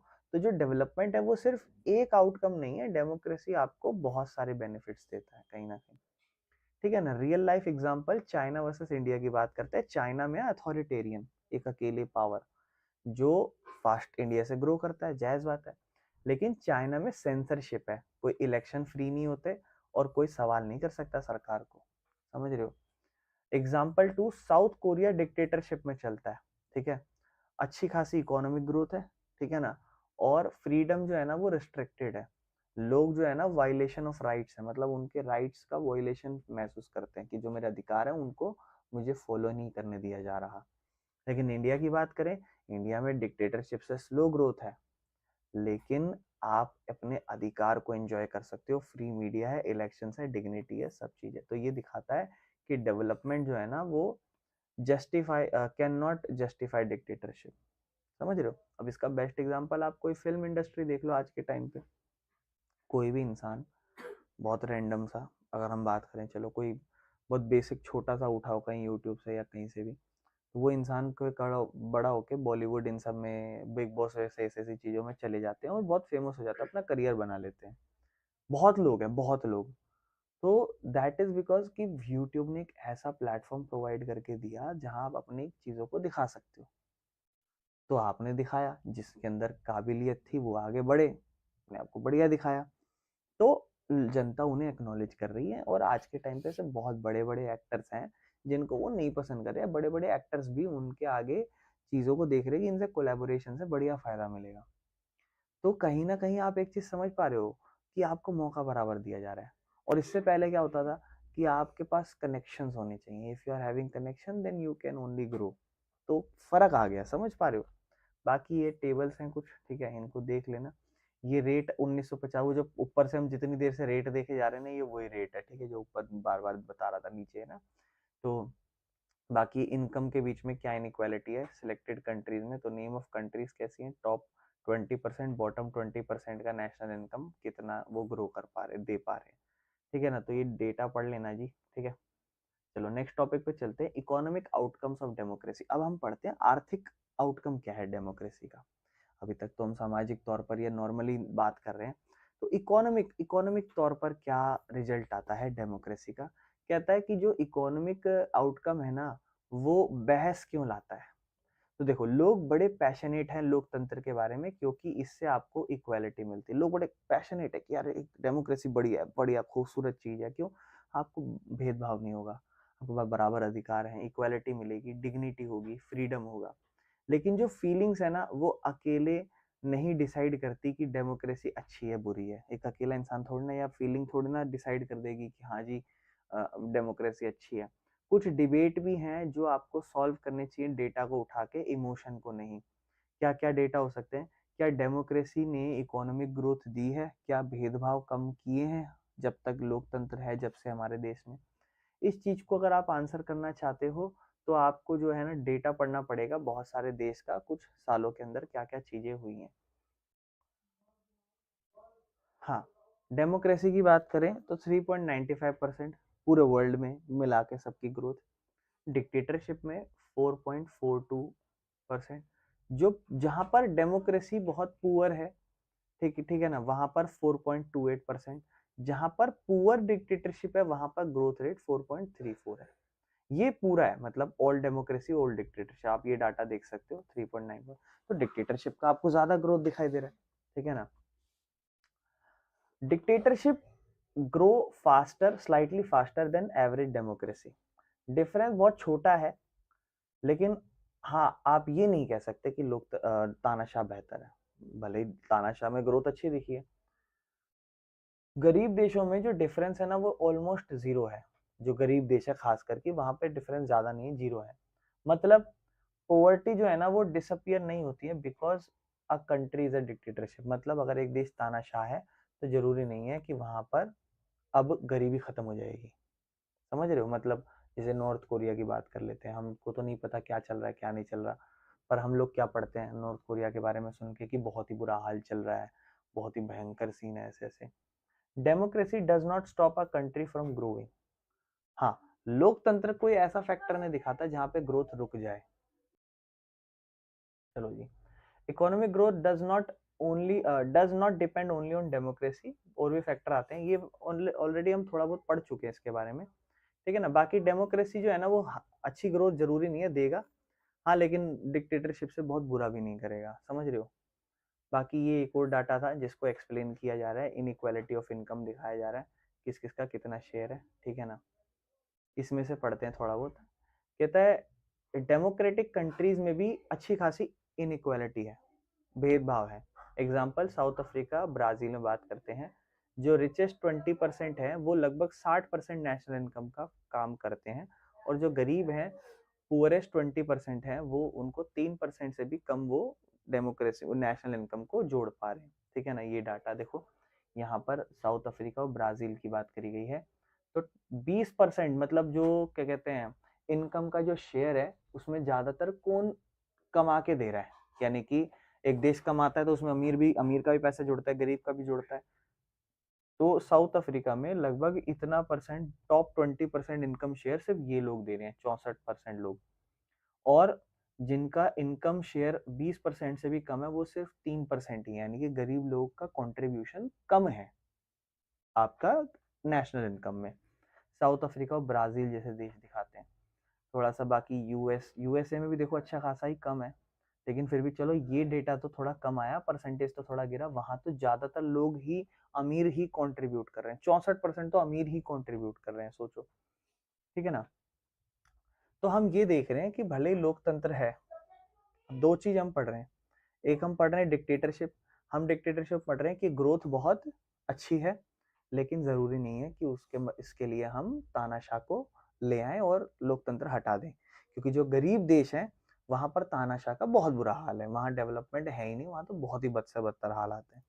और वही हम बात करें डेमोक्रेसी में, तो डेमोक्रेसी जो गरीब देश की हम बात कर रहे हैं, तो भले ही हाँ वो ठीक है, बहुत बुरा नहीं हो रहा, वहां पे थोड़ी बहुत तो ग्रोथ है, डिक्टेटरशिप से तो ज्यादा ही ग्रोथ है थोड़ी बहुत।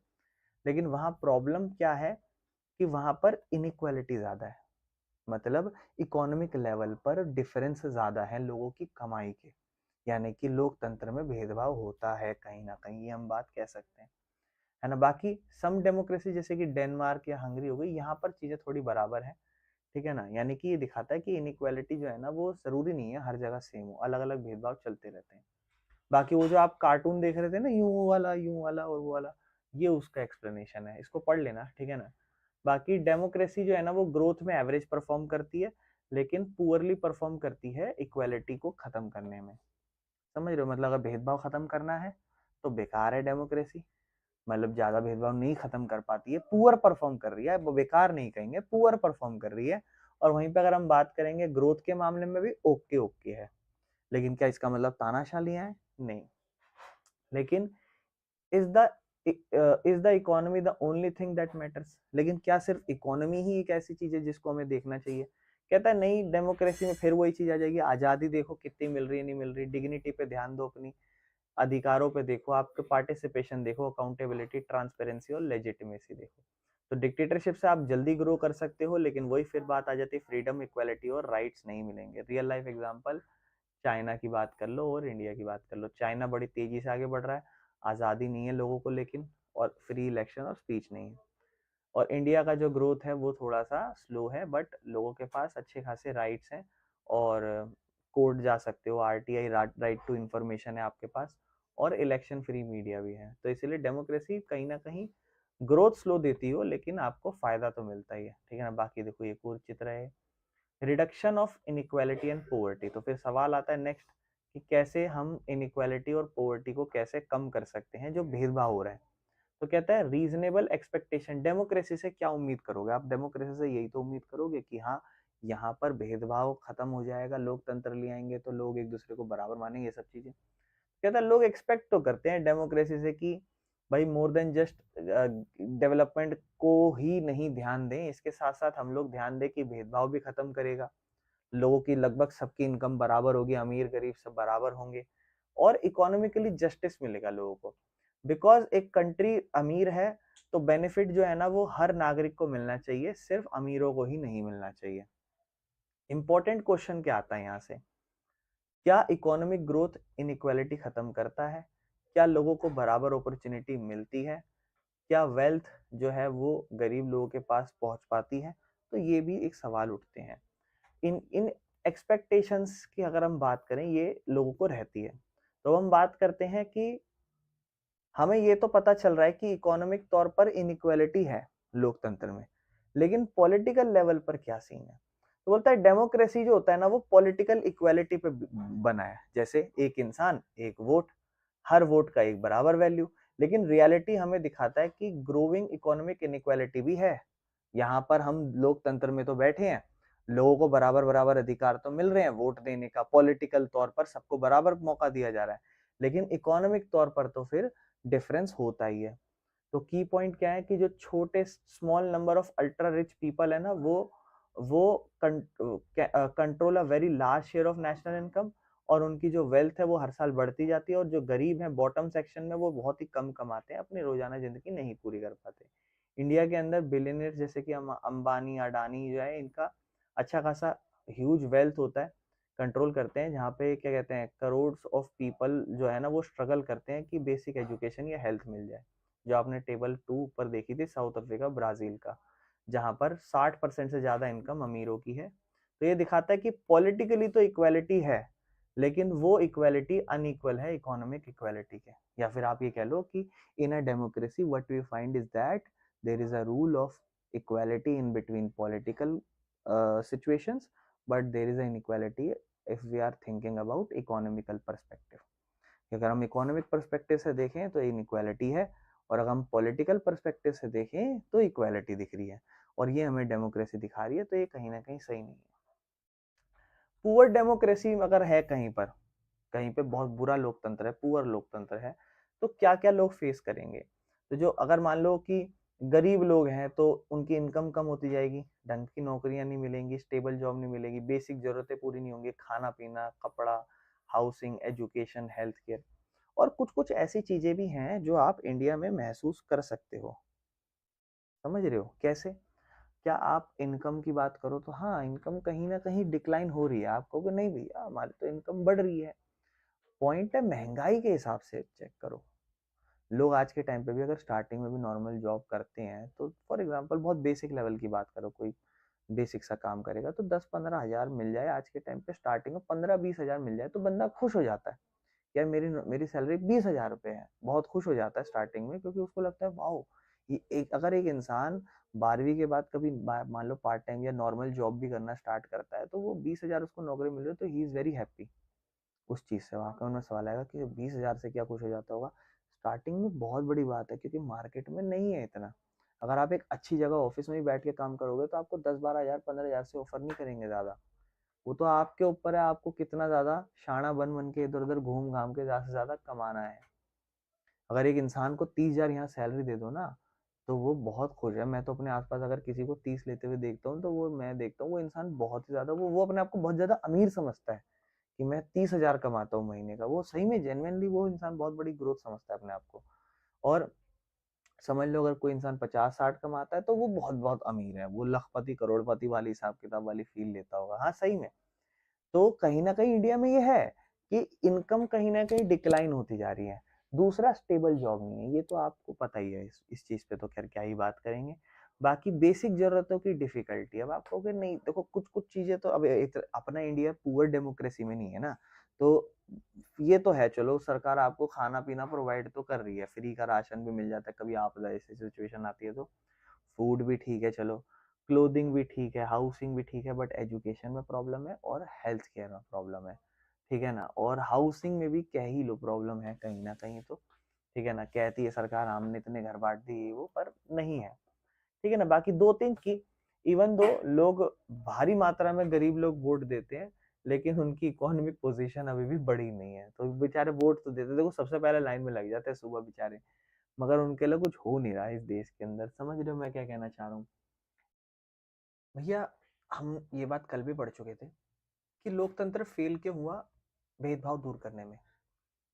देखो democracy do not appear very successful, democracy बहुत ज्यादा सक्सेसफुल नहीं दिखाई दी भेदभाव दूर करने में। कारण ये है कि पॉलिटिकल इक्वालिटी तो है, सामाजिक लोकतांत्रिक तौर पर या राजनीतिक तौर पर भेदभाव नहीं है, लेकिन इकोनॉमिक तौर पर तो भेदभाव होता है। जो अमीर आदमी है वो इन्फ्लुएंस करते हैं ज्यादातर पॉलिसीज को ज्यादा। इलेक्शन का प्रेशर भी जब पड़ता है तो गरीब लोग जो है ना उनका वोट बैंक बहुत ज्यादा है, लेकिन जो पार्टीज हैं वो प्रोमिस करती हैं which are not often implemented. और वहीं पर गरीब लोग पता है कि ज्यादातर वोट देते हैं और पार्टीज भी प्रोमिस करती हैं लेकिन उसे इम्प्लीमेंट ही नहीं करती, मतलब उसे लागू ही नहीं करती जब वो कभी जीत जाती हैं। तो गवर्नमेंट की प्रायोरिटीज की बात करें, sometimes more focus on growth than on welfare. सरकार ज्यादातर ग्रोथ पे ध्यान देती है वेलफेयर से ज्यादा। स्लो इम्प्लीमेंटेशन, वेलफेयर की जो स्कीम्स है उसमें बहुत ज्यादा टाइम लग जाता है लागू होने में। ठीक है ना। और करप्शन जो है ना वो जो फायदा होना चाहिए उसमें बहुत ज्यादा डिले कर देता है। ठीक है ना। Despite many poverty programs in India, जैसे मतलब बहुत सारे पोवर्टी प्रोग्राम्स हैं उसके अलावा इंडिया में, जैसे मगनरेगा हो गया, पीडीएस हो गया, public distribution system, mid day meals हो गई, इनमें इक्वालिटी इनइक्वालिटी ज्यादातर हाई ही रही है। तो कहीं ना कहीं सरकार ने कोशिश तो करी है इन सब चीजों को दूर करने में, या तो उनकी पॉलिसीज जो वेलफेयर है उसमें ज्यादा ध्यान नहीं दिया, ग्रोथ पे ज्यादा ध्यान दिया है। और जब जब वेलफेयर पे ध्यान दिया तो फिर वहां करप्शन हो गया, मतलब लोगों को बांटने के लिए 100 रुपए रखे लेकिन बट एक्चुअल में 10 या 20 रुपए, क्योंकि उससे पहले 70-80 करप्शन में लोग खा जा रहे हैं। ठीक है ना। कुछ देशों में तो बहुत ज्यादा वर्स्ट सिचुएशन है, बहुत बुरी सिचुएशन है। बांग्लादेश, आधे से ज्यादा आबादी गरीबी में ही है। ठीक है ना। इवन बेसिक फूड सप्लाई भी वहां पे सफिशिएंट, मतलब इवन बेसिक फूड सप्लाई भी सफिशिएंट है, पर्याप्त है। बेसिक फूड सप्लाई भी वहां पे इनसफिशिएंट होगा, ये उल्टा हो गया होगा। ठीक है ना। बहुत सारे अफ्रीकन और एशियन कंट्रीज भी हैं जो ज्यादातर अमीर देशों पर डिपेंड रहती हैं कि खाना पीना उनसे, बहुत सारे सेवरल अफ्रीकन और एशियन कंट्रीज भी हैं जो ज्यादातर अमीर देशों पर डिपेंड रहती है कि पैसा उनसे थोड़ा बहुत मिल जाए। पोवर्टी बहुत बुरी हालत बन चुकी है, एक्सट्रीम है, और एजुकेशन और हेल्थ सर्विस तो बहुत ही ज्यादा कमजोर है। मीनिंग क्या है, भले डेमोक्रेसी जो है ना, इवन जो डेमोक्रेसी है वो गरीब देशों में स्ट्रगल करती है कि वो जो गरीबी है और उसको कम से कम ला सके। ठीक है ना। तो कहता है कि जो इनइक्वालिटी है वो एक बहुत ज्यादा सीरियस प्रॉब्लम क्यों है लोकतंत्र देश में, क्योंकि अमीर जो है ना उनको बढ़िया अवसर मिलते हैं, गरीबों को तो बहुत ही कम मौका मिलता है पढ़ने का। इकोनॉमिक गैप बढ़ता जाता है, अमीर और अमीर होता जा रहा है और गरीब वैसे ही रह जा रहा है, तो गैप बढ़ता जा रहा है। और सोशल टेंशन भी बढ़ जाती है, सामाजिक तौर पर धार्मिक भेदभाव, जात पात पर चीजें चल जाती है, और पुअर जो है ना वो सरकार पे डिपेंड हो जाता है कभी कभी, है ना, देशों के अंदर। और इससे जो डेमोक्रेसी है उसकी सक्सेस बहुत ज्यादा पीछे छूट जाती है।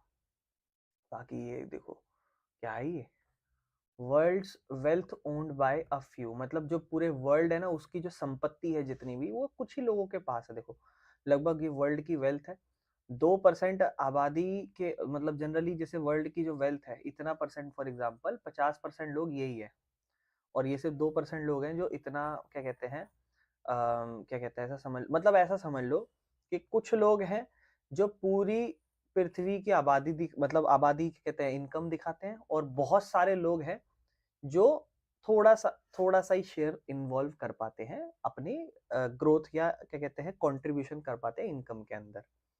ठीक है ना, जैसे एक मोटा मोटा अच्छा खासा हैवी इंसान है और सिर्फ थोड़ा सा ही पार्ट मिला, और एक छोटा सा इंसान है वर्ल्ड की वेल्थ उसके पास इतनी सारी है, और ये इतना बड़ा आदमी है और उसके पास सिर्फ इतनी सी वर्ल्ड की वेल्थ है। समझ पा रहे इस चित्र के थ्रू?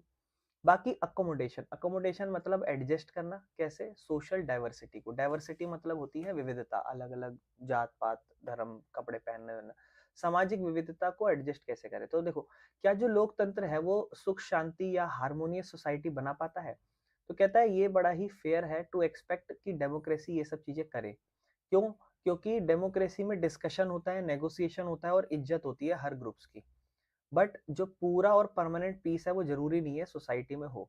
कन्फ्लिक्ट हमेशा एग्जिस्ट करते हैं, लेकिन डेमोक्रेसी हमेशा ट्राई करती है कि उसे मैनेज कर सके। मतलब देखो, लोकतंत्र देश है, लोकतंत्र देश में क्या हर इंसान को क्या कहते हैं, हर समाज का अलग अलग लोग जो है वो सुख शांति से रह सकता है? तो आप कहोगे जरूरी नहीं है रह सकता है, लेकिन हाँ लोकतंत्र कहता है कि हर किसी को बराबर रखना है। तो अगर किसी के खिलाफ कुछ गलत हो रहा है तो वो अपने अधिकार के लिए लड़ सकता है, लेकिन जरूरी नहीं है हम ये कहेंगे कि लोकतंत्र है तो समाज में उसको बराबर दर्जा ही मिल पा रहा है। मतलब प्रैक्टिकली पता नहीं मिल रहा हो कि नहीं मिल रहा हो, लेकिन लोकतंत्र ये कहता है कि we will provide that thing. समझ रहे हो? तो कैसे लोकतंत्र हैंडल करता है सामाजिक डिफरेंसेस जो होते हैं? कहता है दो इंपॉर्टेंट एग्जांपल देखो, मतलब अगर समाज में भेदभाव हो रहा है तो दो डिफरेंट एग्जांपल है, आपने श्रीलंका का पढ़ा था, बेल्जियम का पढ़ा था। अब देखो, लोकतंत्र अगर देश होगा तो वो ऐसा कानून बनाएगा जहां वो ज्यादा से ज्यादा लोगों की प्रॉब्लम दूर करने की कोशिश करेगा। लेकिन श्रीलंका है जहां पर उसने कोशिश नहीं करी, एक ग्रुप को बहुत सपोर्ट करा और दूसरे को उसने ह्यूमिलेट करा, जिस वजह से मेजोरिटी ने डोमिनेट करा बिना रिस्पेक्ट करे माइनॉरिटी की, और फिर आपने देखा देश का बहुत बुरा हाल हुआ, डेवलप नहीं हो पाया। ठीक है ना? बाकी डेमोक्रेसी ही क्यों बेस्ट है? अगर आपको आपके देश में, अगर आपके देश में डाइवर्सिटी है, ज्यादातर विविधताएं हैं, तो लोकतंत्र लाएं या तानाशाह लाएं? भाई तानाशाह मान लो फॉर एग्जांपल दो कम्युनिटी रहती है एक देश में, ए और बी, और मान लो तानाशाह एक कम्युनिटी का बन गया, तो जायज बात है वो इन्हीं को सपोर्ट करेगा, वो चाहेगा ही नहीं आगे बढ़े। बेस्ट एग्जांपल हिटलर, हिटलर क्या करता था, है ना? तो आप समझ ही रहे हो। ठीक है ना? और बहुत से लोग तो इंडिया में रहकर बीजेपी को भी सोचते हैं ना कि बीजेपी हिंदुत्व आगे बढ़ा रही है, ये मुसलमानों को खत्म कर देगी। That's why people do not support BJP. वो चाहते हैं कि कांग्रेस को सपोर्ट करें। क्यों कांग्रेस को सपोर्ट करेंगे? तो हो सकता है कि ये बीजेपी कल को जो भी एक इनइक्वालिटी कर रही है हमारे बीच, ये खत्म हो और कांग्रेस सबको बराबर से रखे। बिकॉज ऐसा कहा जाता है पास्ट के इंसिडेंट से कि कांग्रेस ने बीजेपी को, वो सॉरी कांग्रेस ने जो है वो हर धर्म की बराबर रिस्पेक्ट रखी और हर धर्म को आगे से बढ़ावा दिया है, ऐसा कहा जाता है। ठीक है ना? तो इसीलिए डेमोक्रेसी को बेस्ट बताया जाता है डाइवर्सिटी को। क्यों? तो देखो सवाल सिंपल है, डेमोक्रेसी हमेशा पीसफुल कंपटीशन रखने में मदद करता है, अलाउ करता है कि भैया कंपटीशन है पीसफुल रखो, डिसएग्रीमेंट बिना कोई वॉयलेंस के रखो। मतलब अगर आप एक दूसरे से असहमति रख रहे हो, अगर आपको नहीं पसंद कोई एक चीज, अब जायज बात है जाति के हिसाब से डाइवर्सिटी है, चीजें अलग अलग हो सकती है, आपको हो सकता है एक दूसरे से असहमति हो, आपको नहीं पसंद कोई क्या कर रहा हो, तो आप डिसएग्रीमेंट दिखा सकते हो बिना वायलेंस करे। लेकिन कहीं कहीं पर अगर लोकतंत्र होए ना, तो वो ज्यादा आबादी वाले तो मार मार पीट देंगे ना एक दूसरे को। जैसे जम्मू कश्मीर में क्या हुआ, जम्मू कश्मीर में ऐसा कहा जाता है, जैसे आपने कश्मीर कश्मीर फाइल्स थी ना, मेरे ख्याल से एक मूवी थी, वो अगर किसी ने देखी हो तो उसमें क्या दिखाया गया, उसमें दिखाया गया कि वहां पर कश्मीरी पंडित रहते हैं, हिंदू लोग हैं वो, और वहां पर धीरे धीरे बिकॉज देखो वो एलओसी लगी हुई है वहां पे, तो लाइन ऑफ कंट्रोल है, तो वहां से आराम से कुछ कुछ मुस्लिम्स आ जाते हैं धीरे धीरे, और वो कैप्चर करते हैं धीरे धीरे पूरा एरिया। पाकिस्तान की करेंसी लेते हैं वहां पे। सोचो, मतलब आप सामान वामान बेच रहे हो, अगर आपने 50 रुपए दिए तो वो आपको बराबर बगल में वो जिन्ना की करेंसी दे देंगे, लो जी 2 रुपए वापस ले लो।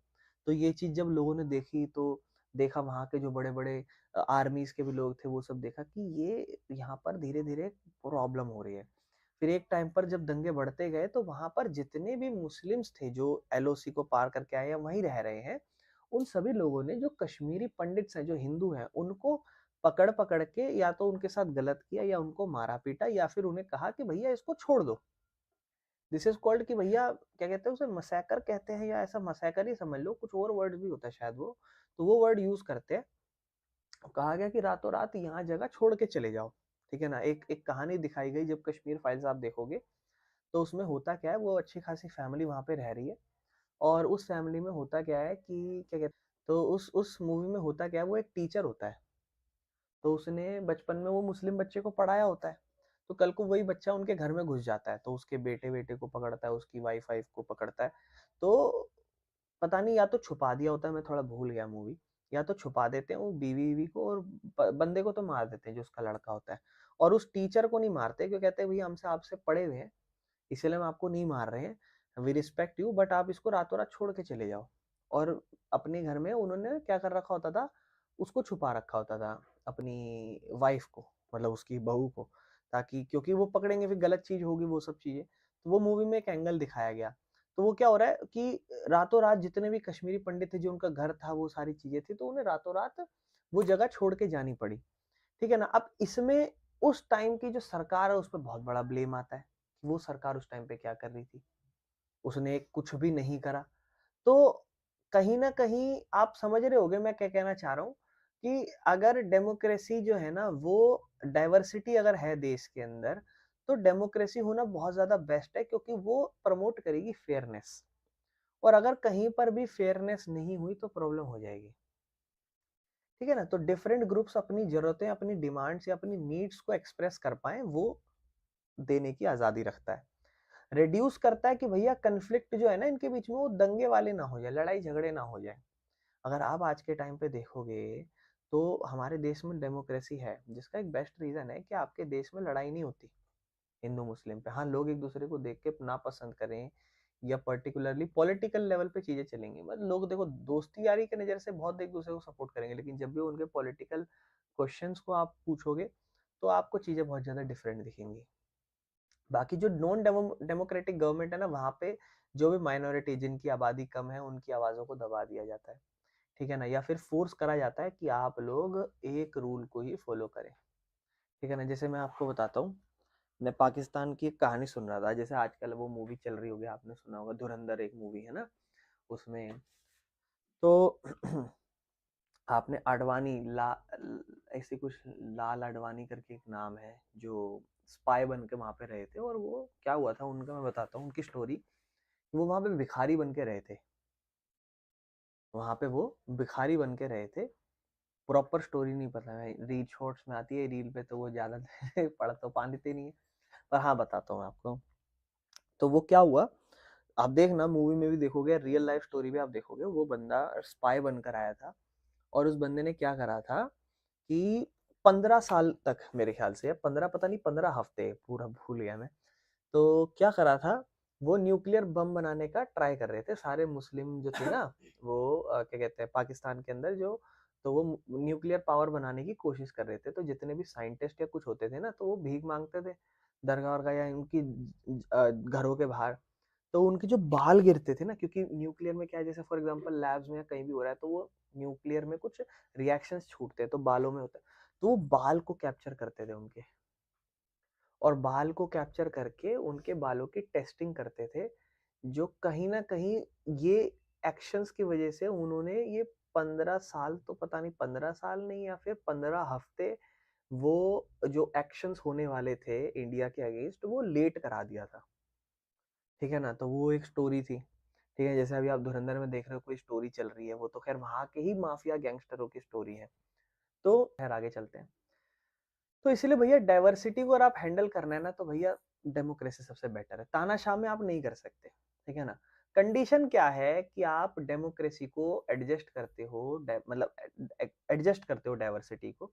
बोलते हैं डाइवर डेमोक्रेसी जो है ना, वो हार्मनी लाती है, हार्मनी एकता, मतलब ऐसा समझ लो। और ये जब जब दो कंडीशन पूरी होगी, क्या कि डेमोक्रेसी में ऐसा ना हो कि जस्ट एक मेजोरिटी रूल हो, मतलब मेजोरिटी अकेले रूल नहीं कर सकता, मेजोरिटी को जो है ना माइनॉरिटी के साथ मिलके ही काम करना पड़ेगा, ताकि गवर्नमेंट सबके इंटरेस्ट के बारे में ध्यान दे, किसी एक के नहीं। फॉर एग्जाम्पल कि अगर मान लो एक 60% हिंदी स्पीकर से 40% तमिल स्पीकर एक स्टेट के अंदर, तो गवर्नमेंट को भाई सबको जो है ना, सिर्फ हिंदी वालों को नहीं, सबको फेवर करना पड़ेगा, कोऑपरेट करना पड़ेगा, डायलॉग पावर शेयरिंग सब चीज करनी पड़ेगी।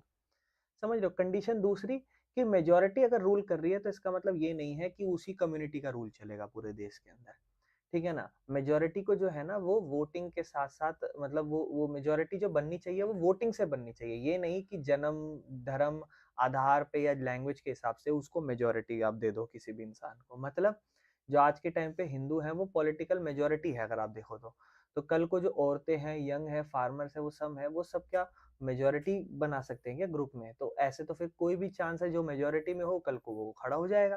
तो ऐसा नहीं, हर किसी को बराबर मौका देना चाहिए। अगर लोग उसे पसंद करेंगे, जनता पसंद करेगी, वोट देगी, वो बन जाएगा मेजोरिटी। तो अगर जो पीपल्स हैं वो बेयर्ड हैं फ्रॉम मेजोरिटी बाय बर्थ, जैसे कि only one religion will rule, only one race will rule, तो ये दिक्कत हो जाएगी। डेमोक्रेसी जो है ना वो अनडेमोक्रेटिक हो जाएगी और फिर उसको आप एडजस्ट नहीं कर सकते। तो इसीलिए डेमोक्रेसी को दो तरीके से एडजस्ट कर सकते हो आप। एक, डेमोक्रेसी जो है ना वो मेजोरिटी रूल नहीं है, और दूसरा मेजोरिटी रूल मतलब ये नहीं है कि वही कम्युनिटी को मतलब वही कम्युनिटी पूरा मेजोरिटी रूल चलाए। तो डेमोक्रेसी को कैसे आप एकोमोडेटिव होने से रोक सकते हो, ठीक है ना। मान लो फॉर एग्जांपल डेमोक्रेसी फेल करती है तो क्यों? अगर मेजोरिटी कम्युनिटी डोमिनेट करे माइनॉरिटी को तो करेगी, या माइनॉरिटी माइनॉरिटी कम जो है उनके पास कोई चांस ही ना हो कि वो पावर में भी आ सके, या जो डिफरेंसेस है उनको रिस्पेक्ट ही नहीं किया जाए कि हाँ जी इनके बीच में भेदभाव है तो कोई बात नहीं, सबको बराबर रिस्पेक्ट देते हैं, वो ना हो अगर। या गवर्नमेंट जो है ना सिर्फ एक ही ग्रुप के बारे में सुने, तो इससे क्या होगा, लोगों के मन में गुस्सा आएगा, प्रोटेस्ट होंगे, दंगे होंगे, और डेमोक्रेटिक वैल्यू गिरती जाएंगी धीरे धीरे। ठीक है, रियल लाइफ एग्जांपल इंडिया के अगर हम देखें तो हमने देखा बहुत सारे धर्म कास्ट के लोग हैं, लैंग्वेज के लोग हैं, तो डेमोक्रेसी मदद तो करती है डाइवर्सिटी पे ध्यान देना। कैसे? जैसे रिजर्वेशन ला देती है, ठीक है ना, जो छोटी जात के लोग हैं उनको थोड़ा मौका देती है ताकि वो आगे बढ़ सके। या फेडरलिज्म, किसी एक सरकार, जैसे मान लो आप भारत देश में साउथ के अंदर अलग अलग भाषा बोल रहे हैं, नॉर्थ में अलग अलग भाषा बोल रहे हैं, तो इन लोग का भी सपोर्ट किया जाना चाहिए, इन लोग को भी इक्वल माना चाहिए। कैसे? फेडरलिज्म ला दो यहाँ पे, जब ये स्टेट पार्टी बनाएंगे इनके पास खुद की अपनी पावर्स होंगी जिससे चला सकेंगे। बाकी लैंग्वेज को रिकॉग्नाइज करना एक ही कानून के अंदर, मतलब कानून के अंदर हर लैंग्वेज को सपोर्ट करना है, रिस्पेक्ट करना है, या माइनॉरिटीज की कमीशंस पे ध्यान देना। कनाडा का एग्जांपल लें तो फ्रेंच स्पीकिंग पीपल जो है ना in Quebec were accommodated through bilingual policies. Canada के अंदर है, अच्छा जगह है ये क्यूबेक करके। तो जो फ्रेंच स्पीकिंग लोग हैं उनको एकोमोडेट करा गया कि बायलिंगुअल पॉलिसी, मतलब एक जगह होगी क्यूबेक करके, और वहां पे थोड़े फ्रेंच स्पीकिंग लोग हैं तो उन्हें कहा गया है कि हाँ ठीक है बायलिंगुअल पॉलिसीज रखते हैं, एक भाषा तो कैनेडियन होगी और फिर एक अपना डिफरेंट फ्रेंच स्पीकिंग भी रख सकते हैं। बाकी श्रीलंका में अपोजिट हुआ, जिस वजह से मेजोरिटी वहां पे सपोर्ट करी गई और सिविल वॉर हो गई थी, दंगे हो गए वहां पे, ठीक है ना। Next topic, dignity and freedom of citizen पे अगर हम आगे चलें तो भैया why democracy superior in giving dignity and freedom. तो देखो, जो लोकतंत्र है उसे सबसे बेस्ट क्यों माना जाता है जब भी किसी इंसान को आजादी दी जाए या उसकी डिग्निटी के ऊपर बात की जाए, तो कहता है डेमोक्रेसी सबसे बाकी सरकार से बेहतर इसलिए क्योंकि वो हर इंसान की आजादी, हर इंसान की सेल्फ रिस्पेक्ट और हर इंसान को लीगल और मोरल सपोर्ट देता है। एवरी ह्यूमन इज्जत चाहता है। Conflict often happen when people feel they are not treated properly. तो देखो कंफ्लिक्ट जब ही आएगा जब इंसान को लगेगा मुझे बराबर ट्रीट नहीं किया गया।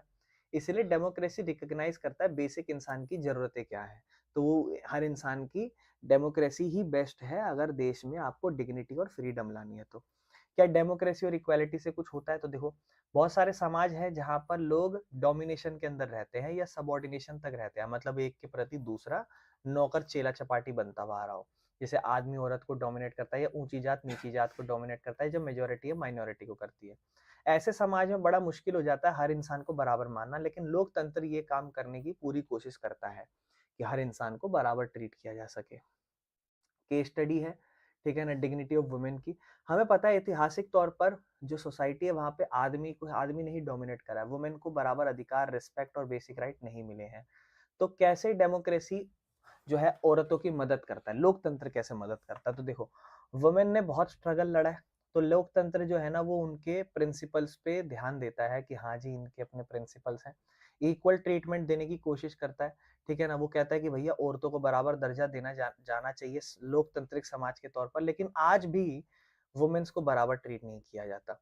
हाउएवर जो औरतें हैं वो सॉरी हाउएवर जो डेमोक्रेसी है वो रिकॉग्नाइज करता तो है वुमेन की डिग्निटी, लेकिन और कैसे कि वुमेन आज के टाइम पे लीगली और सोशली उसके साथ गलत हो रहा है तो वो केस कर सकती है, लड़ाई लड़ सकती है। इनइक्वालिटी को गलत माना जाता है और अनएक्सेप्टेबल माना जाता है कि औरतों को नीचा मत मानो आदमी से, और उनके लिए कानून भी है, जैसे दहेज प्रथा वाला लॉ, डोमेस्टिक वायलेंस की लड़की के साथ मार पिटाई नहीं हो सकती, या कहीं पर भी कोई लड़की के साथ गलत नहीं कर सकता। तो ये सब लोकतंत्र की वजह से ही तो है। अगर लोकतंत्र नहीं होगा तो कैसे औरतों को बराबर किया जा सकता है? वही है कि जहां अब जैसे इंडिया की बात करें, इंडिया में रेप केस बहुत ज्यादा आप देखते हो, तो आप क्या महसूस करना चाहते हो? आप देखना चाहते हो कि भैया इसके लिए तो बढ़िया बढ़िया कानून आने चाहिए, छूटते फांसी कर दो ये वो, ताकि लोग डरें और ये नहीं हो।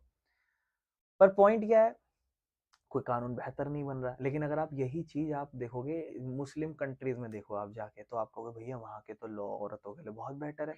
वो पता है औरतों के लिए नहीं है वो लॉ एक तरीके से आदमियों के लिए ही है कि करप्शंस या ये चीजें ज्यादातर ना हो। और वही एक फर्क पड़ जाता है कि ऐसे बहुत सारे लोकतंत्र देश हैं जहां पर हर लॉ सेम नहीं होते। अब जैसे ये लोकतंत्र देश है फॉर एग्जांपल, यहाँ रेप होते हैं अच्छे खासे, लेकिन यहाँ कोई कानून ही नहीं है। लेकिन यहाँ बहुत कम रेप होते हैं, फिर भी यहाँ बहुत स्ट्रिक्ट लॉ है। तो ऐसा इसीलिए हो सकता है कि वो डिपेंड करते हैं अपने अपने कंडीशन या अपने अपने सोच विचार के ऊपर। और इंडिया में बेटा बहुत सारे कानून ऐसे हैं जो अभी भी अंग्रेजों के जमाने के हैं। जहाँ आप पकड़े जाओगे आपको 30-30, 50-50 रुपए का जुर्माना भरना पड़ सकता है। मैंने आज से 2020-21 में एक कानून बना हुआ था अंग्रेजों के टाइम का, उस पर फाइन था 1 रुपए। उसका फाइन था 1 रुपए का, और वो अंग्रेजों के टाइम का होगा तो उस टाइम का वो बहुत बड़ा जुर्माना होगा। तो एक बंदे पे वो फाइन चढ़ा था, सोचो। तो एक ध्रुव राठी है ना, उसने उस बंदे के साथ इंटरव्यू करा, कह रहा ये 1 रुपए का, मतलब वो लॉयर था, उसने बोला आपके ऊपर 1 रुपए का फाइन चढ़ा है। सोचो वो कितना भयंकर पुराना लॉ है जिसने फाइन निकाला उस पे 1 रुपए का। क्यों? क्योंकि लॉ को वापस से रिफॉर्म किया ही नहीं ना। बहुत सारे तो कानून ऐसे हैं जिसको चेंज ही नहीं किया, फाइन्स बढ़ाए नहीं। लेकिन हाँ, जिससे ज्यादा पैसा छाप सकते हैं उससे बढ़ा लेते हैं धीरे धीरे। कैसे? ट्रैफिक रूल्स, है ना। केस स्टडी पढ़ते हैं, कास्ट इनइक्वालिटीज जो इंडिया में चलती है उस पर बात करते हैं। कहता है इंडिया का एक इतिहास रहा है कास्ट के ऊपर भेदभाव का। देखो, आपने देखा है कि डेमोक्रेसी जो है हमारे देश की, उसने एससी एसटी और ओबीसी ग्रुप है ना, उनको थोड़ा सा उनकी आवाज उठाने के लिए उनको पावर दी है। अब यहाँ पर जो जैसे हम बात करते हैं तो हो सकता है कुछ जनरल कैटेगरी के लोग बोले हैं फालतू में दे रखी है पावर ये वो, इस तरीके से इनको फालतू में ये राइट्स मिले पड़े हैं। बट देखो हिस्ट्री के हिसाब से चलेंगे तो फिर लगेगा कि ठीक है, पर पॉइंट है एग्जीक्यूशन मैटर करता है हर चीज का, सबसे ज्यादा ये मैटर करता है। अब समाज में आबादी तो इतनी बड़ी पड़ी, किस किस का आंकड़ा ध्यान रख के किस किस को ठीक करोगे और किस किस के लिए रिजर्वेशन बंद करोगे। सिस्टम ना वो चलता जा रहा है, बढ़ता जा रहा है दिन बर दिन। रिजर्वेशन उनको जॉब्स और एजुकेशन में दे ताकि बराबर उनको अधिकार मिले, है ना। Legal protection against caste based atrocities, ठीक है। देखो मैं तो एक ही चीज कहूंगा कि अगर आप जनरल हो इस सोसाइटी में, देन ऑब्वियसली आपको लगेगा आपके साथ गलत हो रहा है। इफ यू आर एससी या एसटी हो तो आपको लगेगा कि हाँ जी हमारे लिए सही हो रहा है और हमने इतना झेला है, या फिर ये सब चीजें प्रॉब्लम है। पॉइंट है हर अलग अलग पर्सपेक्टिव। अगर आप लड़का हो तो आप देखोगे हम एज अ मेल ज्यादा झेल रहे हैं। अगर आप लड़की हो तो आपको लड़की लगेगा हम एज अ फीमेल ज्यादा झेलते हैं। तो ये समाज के दो पहलू हैं। इट इज वेरी इजी कि अगर आप दोनों पर्सपेक्टिव सोच के अपनी जिंदगी को जियो कि हाँ, डेमोक्रेसी क्रिएट करता है अवेयरनेस और पावर अमंग सिटीजन। मतलब जो लोकतंत्र है ना, वो लोगों के अंदर जागरूकपन दिखाता है और लोगों को दिखाता है कि भैया तुम्हारे पास पावर है। इससे जो लोग है ना वो ज्यादा अवेयर रह सके, अपने अधिकार के लिए ज्यादा डिमांड कर सके, या फिर अपने अधिकार को लेके ज्यादा कॉन्फिडेंट महसूस कर सके। इवन जो कंप्लेंट है ना डेमोक्रेसी के बारे में, वो दिखाता है कि डेमोक्रेसी अभी भी काम कर रही है। पावरफुल आइडिया क्या है, जब लोग कंप्लेन करते हैं तो इसका मतलब वो अपने अधिकार के बारे में जागरूक हैं और वो एक्सपेक्ट करते हैं कि सरकार और बेहतर हो। और ये एक पॉजिटिव साइन है, ना कि नेगेटिव। यानी कि अगर आप डेमोक्रेसी को लेके कंप्लेन कर रहे हो, अपने अधिकार को लेके कंप्लेन कर रहे हो, इसका मतलब ये एक पॉजिटिव साइन है। ये आप नेगेटिव नहीं दिखा रहे, आप चाहते हो कि चीजें और बेहतर होती जाए। बाकी डेमोक्रेसी मतलब कंटिन्यूअस इंप्रूवमेंट। जब तक इस देश में लोकतंत्र है तब तक लोग डिमांड करते ही रहेंगे इंप्रूवमेंट के लिए। तो डेमोक्रेसी कभी भी परफेक्ट नहीं होती है, हमेशा टेस्ट होती रहती है। एक प्रॉब्लम दूर होगी, नई डिमांड खड़ी हो जाएगी। तो लोग हमेशा बेटर क्वालिटी ऑफ लाइफ चाहते हैं। डेमोक्रेसी बढ़ती रहती है जैसे जैसे उम्मीद बढ़ती रहती है। इसीलिए डेमोक्रेसी को कहा जाता है एक सिस्टम जो लगातार इंप्रूव कर रहा होता है लोगों की डिमांड के अकॉर्डिंग, ठीक है ना। बाकी believe in the power of the vote, ठीक है ना। तो ये बुक के अंदर एक डायग्राम होगा, शायद यही होगा, देख लेना क्या है, ठीक है ना। तो most people in south Asia believe that vote makes a difference. इसका मतलब जो लोग हैं वो ट्रस्ट करते हैं लोकतंत्र पे, और लोग बिलीव रखते हैं कि वोट जो है ना वो सरकार का डिसीजन इन्फ्लुएंस करेगा और सिटीजन्स एम्पावर्ड, अपने अंदर ताकतवर फील करते हैं, और यही लोकतंत्र को ताकत देता है। बाकी ये साउथ एशिया का लोग बिलीव रखते हैं, पता नहीं ये कौन सा है, ये ना, belief in efficacy of vote placed above the calculus of utility, those who say that vote एक डिफरेंस लाता है। तो साउथ एशिया के लोग इतना विश्वास रखते हैं, नेपाल के ज्यादा रखते हैं वैसे तो, ठीक है।